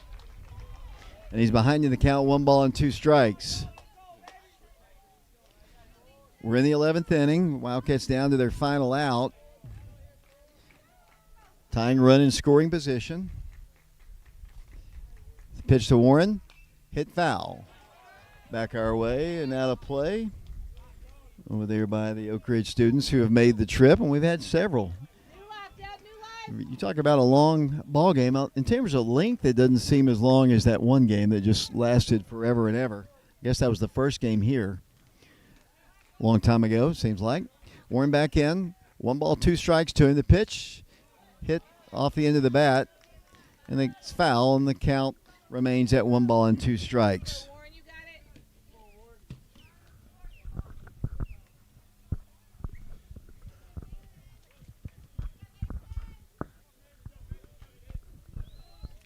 Warren East back in. 1-2 pitch.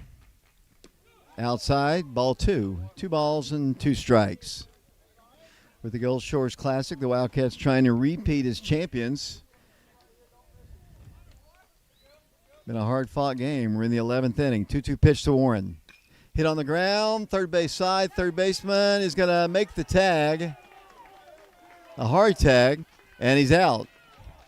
And that is the third out of the inning. Impeded the base runner, but no interference now. So here we go. We're going to the 12th inning here at Gulf Shores. The Wildcats and Spartans tied at 6. To the 12th we go. We'll be back in a moment.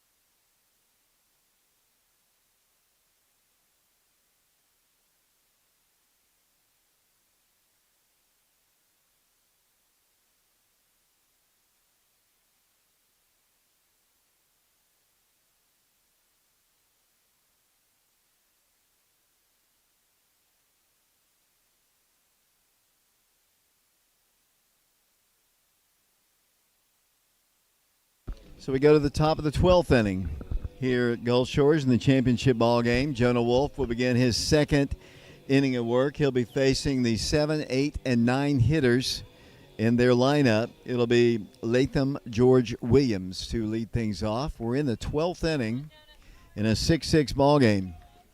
Both teams, like I said, many times have had opportunities, but neither one able to get that big hit to try to end this one. Let's see. This guy is hit by a pitch, reached on an error, and takes a strike on the outer half of the plate, and the count is 1-1 strike. I don't know if there's another game to follow here. That pitch is a little low and inside. Parker wanted it. 2-1 strike. Jonah Wolf, the pitcher. Here's the pitch. That's outside. Don't want to get the leadoff man aboard. Latham George Williams. He was hit by a pitch, reached on an error, has struck out twice, and grounded out to Mikey Teasley. Here's the pitch to the plate, and that's ball 4. So it's a leadoff walk for the Spartans. And the batter now will be Hunter Davis. Hunter has a single, a sacrifice. He's grounded out to Joseph Webb. He struck out and grounded out to short. We're in the 12th inning in a 6-6 ball game. Have you ever just had the desire just to quit talking? I have that right now, to be honest with you. It's just been a long one. But I've enjoyed it. I mean, it's a good game. If I didn't know that we had an 8-hour ride back home. Good lead at first. A pitch from Jonah, bunted foul. Back to the netting to the left, and the count is 0-1. The Wildcats will have the 2, 3, and 4 hitters in the bottom of the 12th inning. See if we remain knotted at 6. Davis back in, behind in the count, no balls and 1 strike. Runner at first base. Jonah goes inside. 2 inside. The count is even at 1-1 strike. Number 9 hitter on deck for the Spartans. Appreciate Caleb. Caleb went and got me a Diet Coke. I didn't even ask him. He felt sorry for my voice. Squares the bunt again. And good looking pitch. But once again, inconsistency in the home plate umpire. And the count is 2-1 strike. Runner at first. Squares to bunt. Bunts it right back to Parker. He's going to pick it up by Mikey. Throws on the first in time for the out. Come on, 1-9. Win your game, buddy. Do it on the mound, do it at the plate. Come on. What's the count?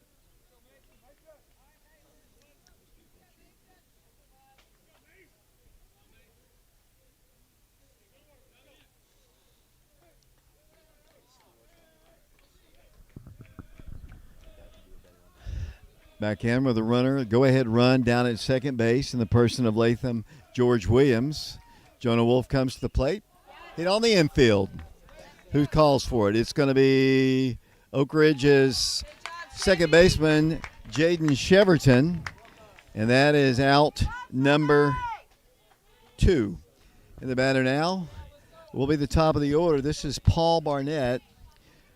Paul was robbed of a home run earlier in the game. He is hitting the 2 double plays. He has a single, a strikeout, and he has reached on an error. And he bats. He's the leadoff man in their order. Jonah Wolf trying to get out number 3 here in the 12th. Timeout is asked for by Paul Barnett. We're in the 12th inning, live from Gulf Shores, Alabama. We're hoping our internet battery lasts to the end of this ball game. Pitch. Ball 1. Good stop by Parker Free behind the plate. And the count is 1 and no strikes. So Johnny, get the batter. 12 innings of baseball. Free baseball. We didn't pay anyway. These guys are getting their money's worth. I think it was at $15 to get in. Something like that. Jonah comes to the plate. The pitch. Inside corner for a called strike. And the count is 1 ball and 1 strike.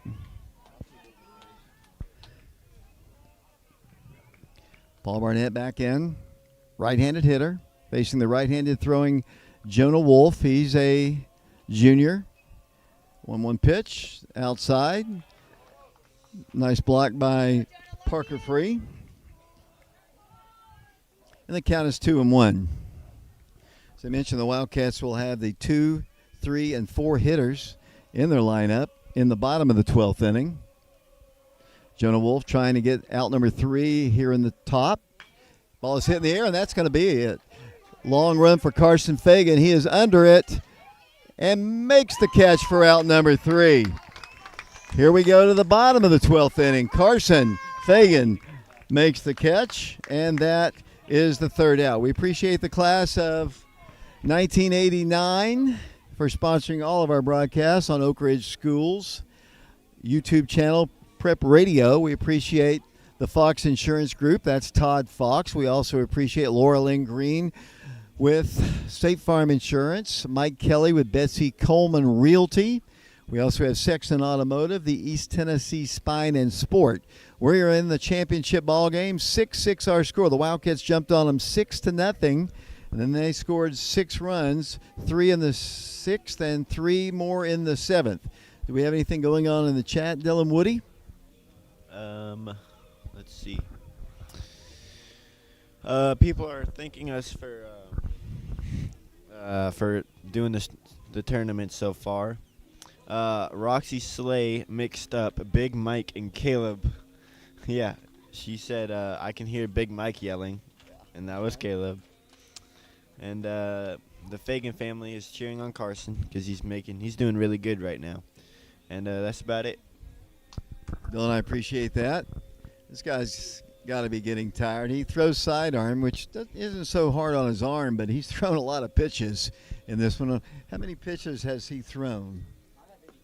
85 pitches. Wow, and that's in relief. As the Wildcats send to the plate Joseph Webb to lead things off. The Wildcats and Spartans tied at 6. The championship ball game. The Wildcats trying to repeat. The Spartans, like I said, just won't go away. This is a good baseball team. This is by far the best team we played the entire week. 100%. I mean, all the other teams we played were blowouts. I mean, mercy rules in the 3rd, 4th inning. Got to get our leadoff guy on. Let's see what Joe can do. Joe has 3 hits in the ball game. Hits the ball to shallow right field. The shortstop back, and he makes an over-the-shoulder catch for out number 1. That's the second baseman making the play. And the batter will be Parker Free. Joe's mother kind of discussed it a bit on that first pitch out. And here's Parker. Parker has a single, hit by a pitch, and another single. His runner, Kipton Fagan, has 3 stolen bases and a run scored. Hitting the scoreboard right here would be very pleasant. Parker, he swings and hits it right in front of the plate. It's a fair ball. You're going to have to throw Parker out, and he does.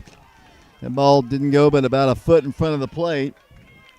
And we are in danger of heading to the 13th inning unless Mikey Teasley can do something here. Over 80-plus pitches for the relief pitcher.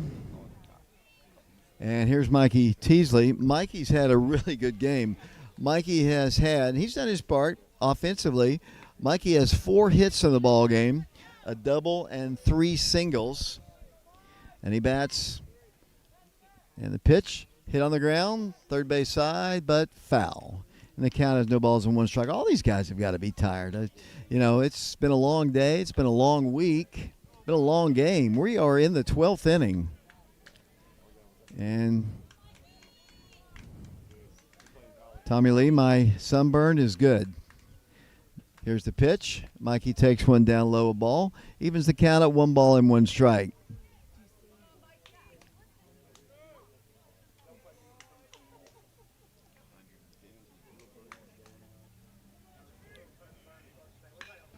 Ball is hit down the line, and it's foul. And Mikey will return to the base, to the batter's box. Like I said, it's getting late. I've been sitting here doing this ball game a long time. This is one of the longest games for sure that I've done.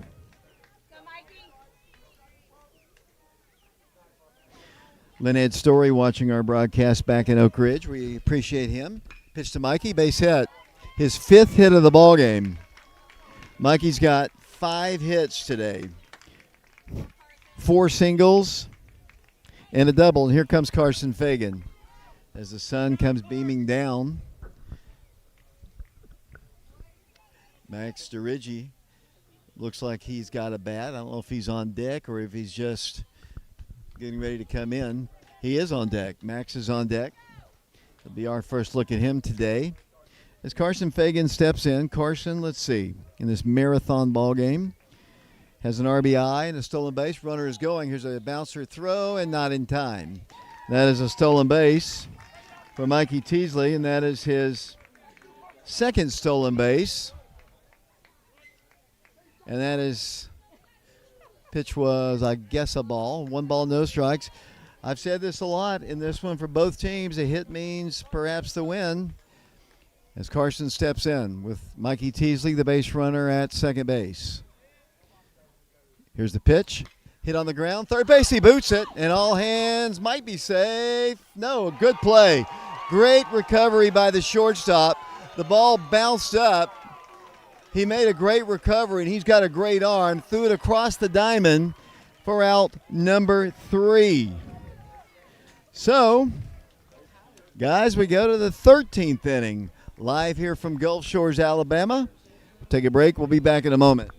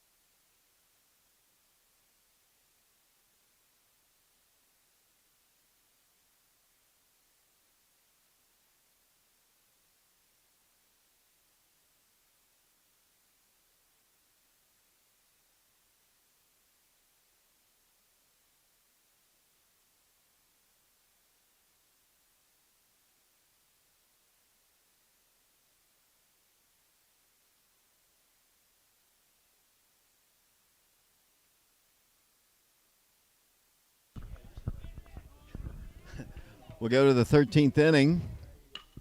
Ball is hit in the air, right side. Right fielder Brooks Poteet under it, makes the catch. Wow. This game will never end. 1 out. And 1 out here in the 13th inning. Jonah Wood beginning his 3rd inning of work. He's been very good. Here's the pitch to Hauser. He hits it foul over the top of the press box. Like I said, these guys have got to be tired. Both teams have played 2 games today. We started really early today. Jonah ahead in the count. No balls and 1 strike. Pitch. Hit foul again. Out of play over to the right side. And the count is no balls and 2 strikes. This is the championship game of this tournament. If we get to the 14th inning, it's almost like a triple header. If we play 7 innings, as the pitch to the plate is low and outside, and the count is 1 ball and 2 strikes. My scorebook is so hard to read. I can't even tell you what's going on. Inside corner, he's called that all night, but not that time. 2 balls and 2 strikes. Both fan bases have been a little upset with him. He's doing the best he can. 2 balls and 2 strikes, 1 out, the pitch. Hit on the ground, second baseman, he fields it. Throws on the first in time. That's out number 2. Jaden Cheverton makes the play. Chuck Matthews watching our broadcast down in Texas as well. We have consistently probably the biggest viewership we've had at one time in a ball game. Everyone getting off of work and finding out this game is still going on. We started at about 12:45 Central Time. Pitch is hit to center field. It's going to go into the gap. Unless the Wildcats can get it, it's going to be a single. And they've got our base runner. Every inning, just about, in the extra innings, both teams have had runners on, but nobody can get that big hit to make a big difference. That's a single off of Jonah Wolf. And the batter now, as I'm looking at this young man, Andrew something, and the pitch from Jonah Wolf is a called strike. Those field umpires have been out on the field a long time. I can't remember if they did the first game or not. That was so long ago. Parker with the sign. Here's the 1-strike pitch from Jonah Wolf. That's outside. 1 ball, no strikes. 13th inning, 6-6 our score. Runner takes his lead, a short lead at first. The pitch hit in the air to center field. That's going to be out number 3. Warren East is under it. And we move to the bottom of the 13th. All tied at 6. We are on our YouTube channel, Prep Ready, on a marathon ball game. And I know anybody who has stuck with us from the beginning, thank you very much. We won the first ball game. I think it was 10-0. That was a long time ago. Wildcats run rule. They've run ruled just about everybody in this tournament until today. And we're in the bottom of the 13th inning, and I've got to quit talking. I'm going to take a break. Thanks to the class of 1989 for sponsoring us. We'll be back in a moment.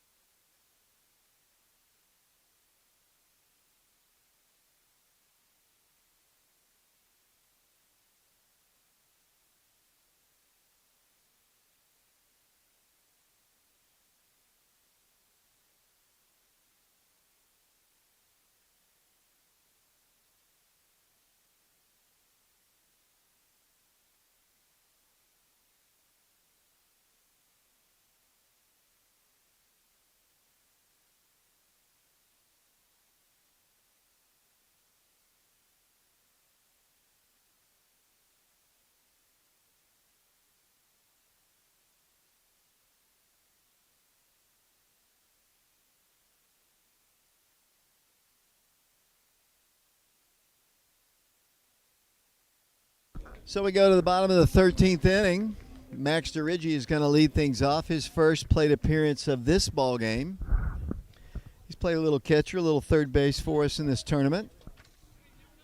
Approaching 100 pitches, I do believe. Their relief pitcher. Pitch to Max is low and inside. 1 ball, no strikes. Got our friend here from the Spartans. I'm going to ask him how many pitches he's up to now. 94 pitches. Thank you. Here's the pitch to Max. That's a called strike at the knees, and the count is even at 1 ball and 1 strike.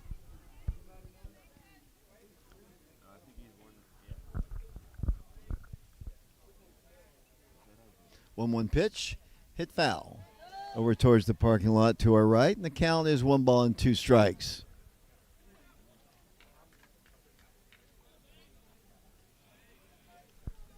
Max is hitting for Brooks Poteet. Pitch to Max, hit well to left field, but not well enough. The left fielder in his tracks makes the play for out number 1.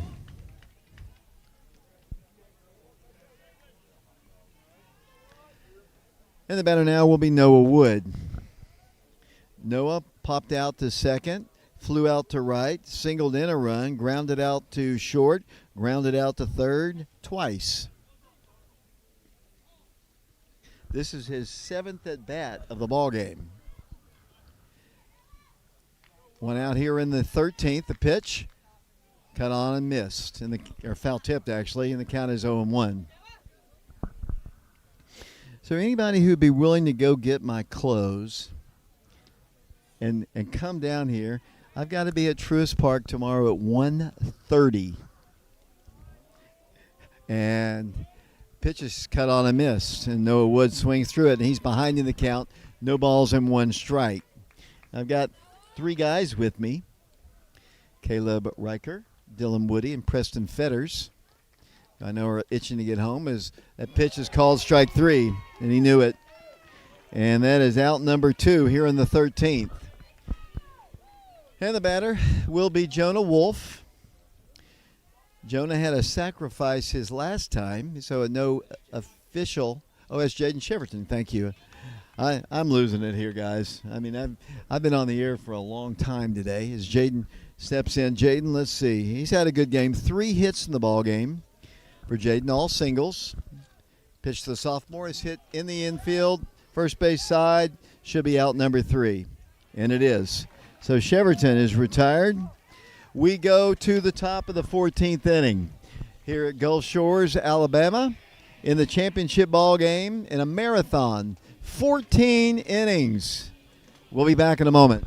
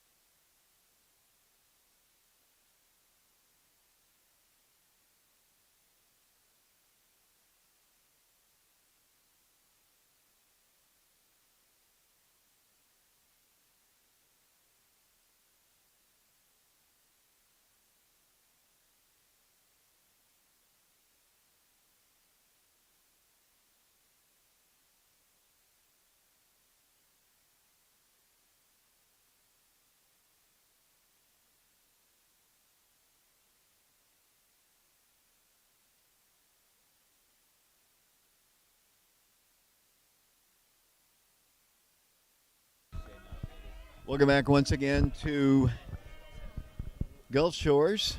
We go to the 14th inning of the championship ball game. The pitch is hit foul, out of play. Jonah Wolf still pitching. I believe this is his 4th inning of work. We've had several pitchers pitch, and this one obviously pitch is outside a ball. Parker's got to be exhausted. He's been behind the plate in this one. And the count is 1 ball and 1 strike. I've kind of lost track of who's even batting for them. I don't even have any room on my score book as the pitch. Belt high, outside half of the plate, and looked like a strike once again. And it's 2 balls and 1 strike. 2-1 pitch, called strike 2 on the inner half.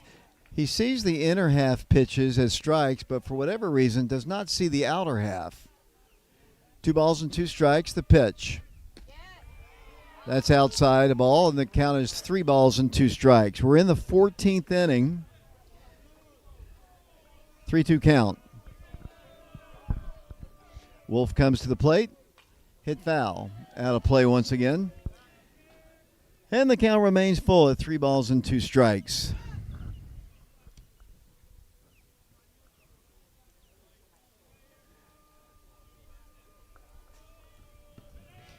Three balls, 2 strikes. The wind, the pitch, hit on the ground. Shortstop, Noah Wood fields it, has time, throws on the first in time for the first out in the inning. 1 out here in the 14th. That sounds crazy, does it not, Dylan Woody? This is insane.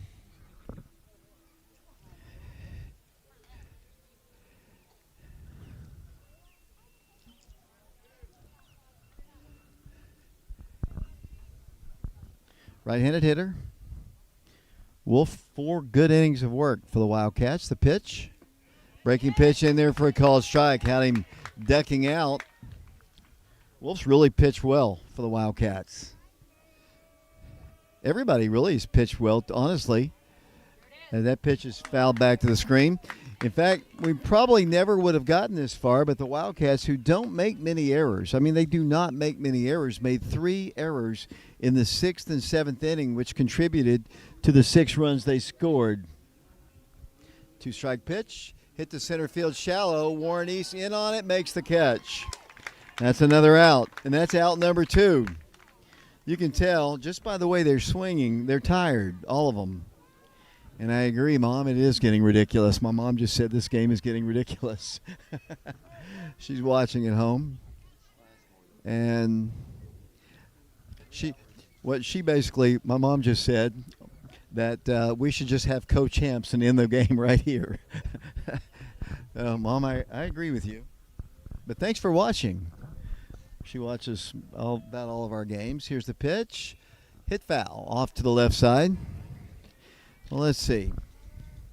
When we go to the bottom half of the 14th inning, it'll be, let's see. Well, I don't even know. There's so much writing on this page. Here's the pitch. Hit well to right center field. Warren East is at the fence. He makes the catch for out number 3. Great job by Jonah Wolf. I mean, Caleb Riker, Jonah Wolf has been stellar in 4 innings of relief. That's absolutely incredible. I mean, he transferred here from, what was it, Grace? I am so happy he transferred here. This pitching group has so much depth, and it just got even deeper with his transfer. So we go to the bottom of the 14th inning. I'm going to have to put the mic down. This is essentially a triple header we have seen today. We played the first game was not a full game. To be honest with you, it was a 5-inning game, I do believe. We played obviously 14. We've played 13 and a half innings right now as we get ready to bat in the bottom of the 14th. And let's see the Iron Man pitcher, if he's going to come back out, approaching 100 pitches, if not over, and he walks out to the mound. He's done a great job too. I mean, he is absolutely got to be worn out. And I'm going to put the mic down. 6-6 our score in the 14th. We'll be back in a moment.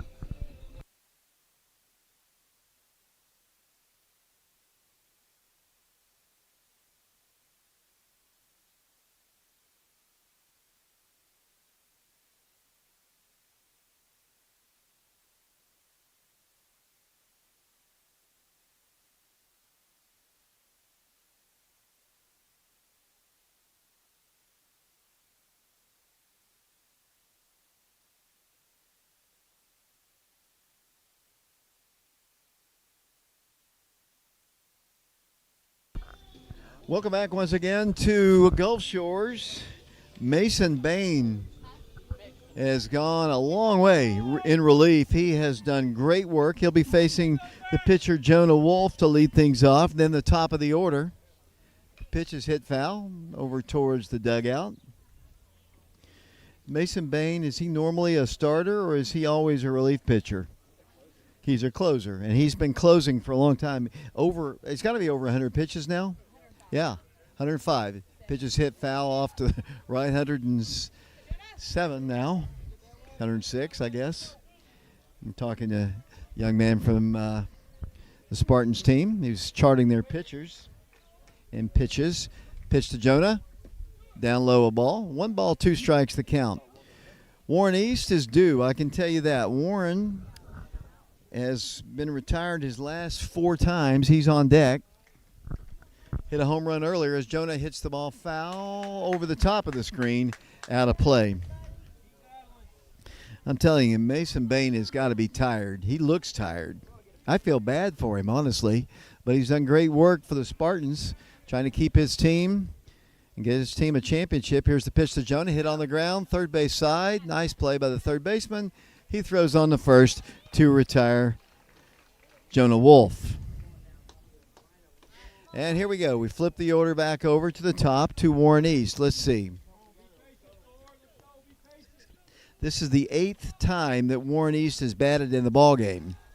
He grounded out to third, hit a home run in the second inning, has a single, and is flied out to right twice, reached on a fielder's choice, and flew out to center. And he takes a pitch high and tight, and the count is 1 ball and no strikes. Warren back in. 1-0 pitch. Ball 2. 2 balls and no strikes. It'd be great to get Warren on base. He's got speed. Leads the team in stolen bases. Mikey might be pushing him because Mikey's had a lot in this tournament. Here's the pitch to Warren. Outside ball 3. And the count is 3 balls and 1 strike to Warren East. Wildcats and Spartans tied at 6 in the bottom of the 14th inning. Here's the pitch. Inside half of the plate at the knees, and we've got a full count on Warren East. Joseph Webb is on deck. Joseph has 3 hits in the ball game. He'll be followed by Parker. 3 balls and 1 strike. Thank you very much, Dylan. Appreciate that. 3-1 pitch. Hit on the ground. Third base side. It's going to be a bang-bang play, and he can't come up with it. Tried to barehand it, and that'll be an infield single for Warren East, and the batter will be Joseph Webb. There is a pitch limit that high schoolers can pitch, and he's got to be approaching that. What is the limit for pitches? 120. And what is he up to now? 115. Wow. He's close, and that might be it. Just to save his arm, mercifully, I think he's going to – and he deserves a round of applause. He really does. He has been outstanding for the Spartans, and he gets a round of applause from the Oak Ridge fans and the Spartan fans. He deserves it. I mean, he has been really, really good. Well over 100 pitches, and his teammates will greet him as he comes off the field, and well-deserved if he comes off the field. He has a couple more pitches to work with, but you don't want to mess up that arm. He's their closer, and he's going to stay out there, it would appear, but looks like maybe the third baseman's going to grab a mitt, and let's see what's going to happen.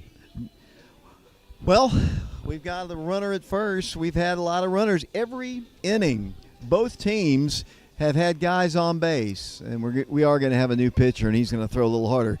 I'm going to put the mic down. We're in the bottom of the 14th. 6-6 our score. We'll be back in a moment.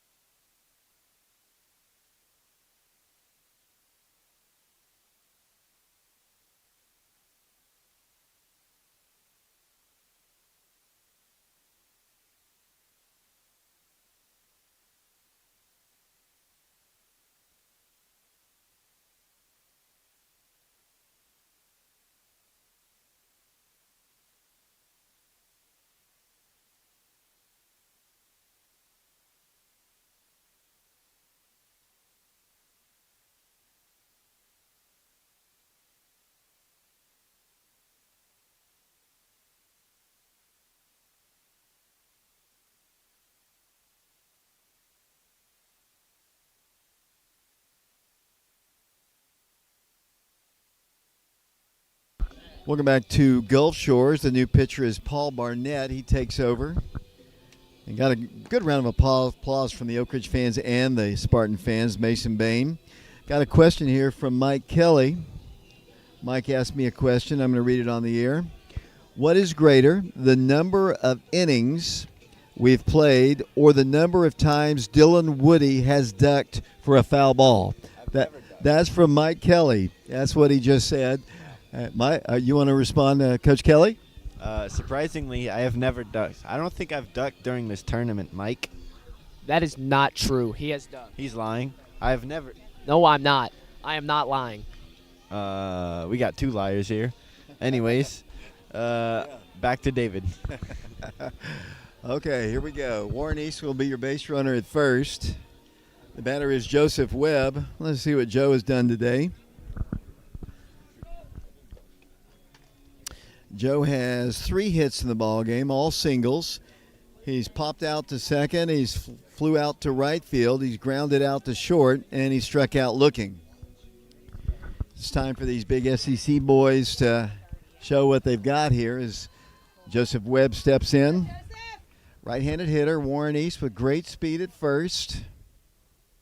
Catcher's arm's got to be tired. He's going on the first pitch, and here's the throw, and it's going to be in time to retire him. Warren East is caught stealing, and he was. He was out. He was out. And good arm by the catcher, and slow leg. No, I'm not going to say slow legs. I mean, he's tired legs, I should say, as Joe steps in. Now there's 2 outs here in the 14th. And here's the pitch to Joe. It's outside a ball. 1 ball, no strikes, the count. Parker Free is on deck for the Wildcats. We are in the bottom of the 14th inning. Pitch to the plate. That's a called strike at the knees.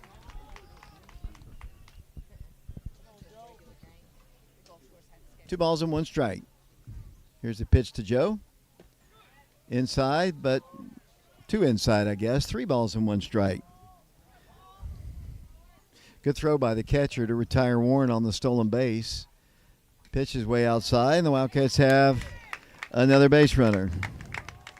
But there are 2 outs, and here comes Parker Free. Go, P. Free. A gap shot would be really nice right now. Joe's got great speed. Dig deep. Let's go. And Parker will step in. Let's see what Parker has done today. Parker has been on base like everybody else. Everybody's been on base today, but Parker has reached on a fielder's choice, had a single, reached on an error, struck out, hit by a pitch, singled, and popped out. And he takes an excuse me swing and hits it foul over towards the Spartan dugout. And Parker Free behind in the count, no balls and 2 strikes. How about a long ball right here off the bat of Parker Free? Joe? Pitch, cut on a miss. Parker was trying to end it right here with the long ball. And the count is no balls and 2 strikes. We're in the 14th inning. Parker doesn't do anything. We move to the 15th. Parker calls timeout. Joseph Webb, the runner at first. 2 outs. Pitch to Parker. Called strike 3. And that is the 3rd out of the inning. And we go to the 15th inning. Or are they going to call it? So my mom was correct, maybe.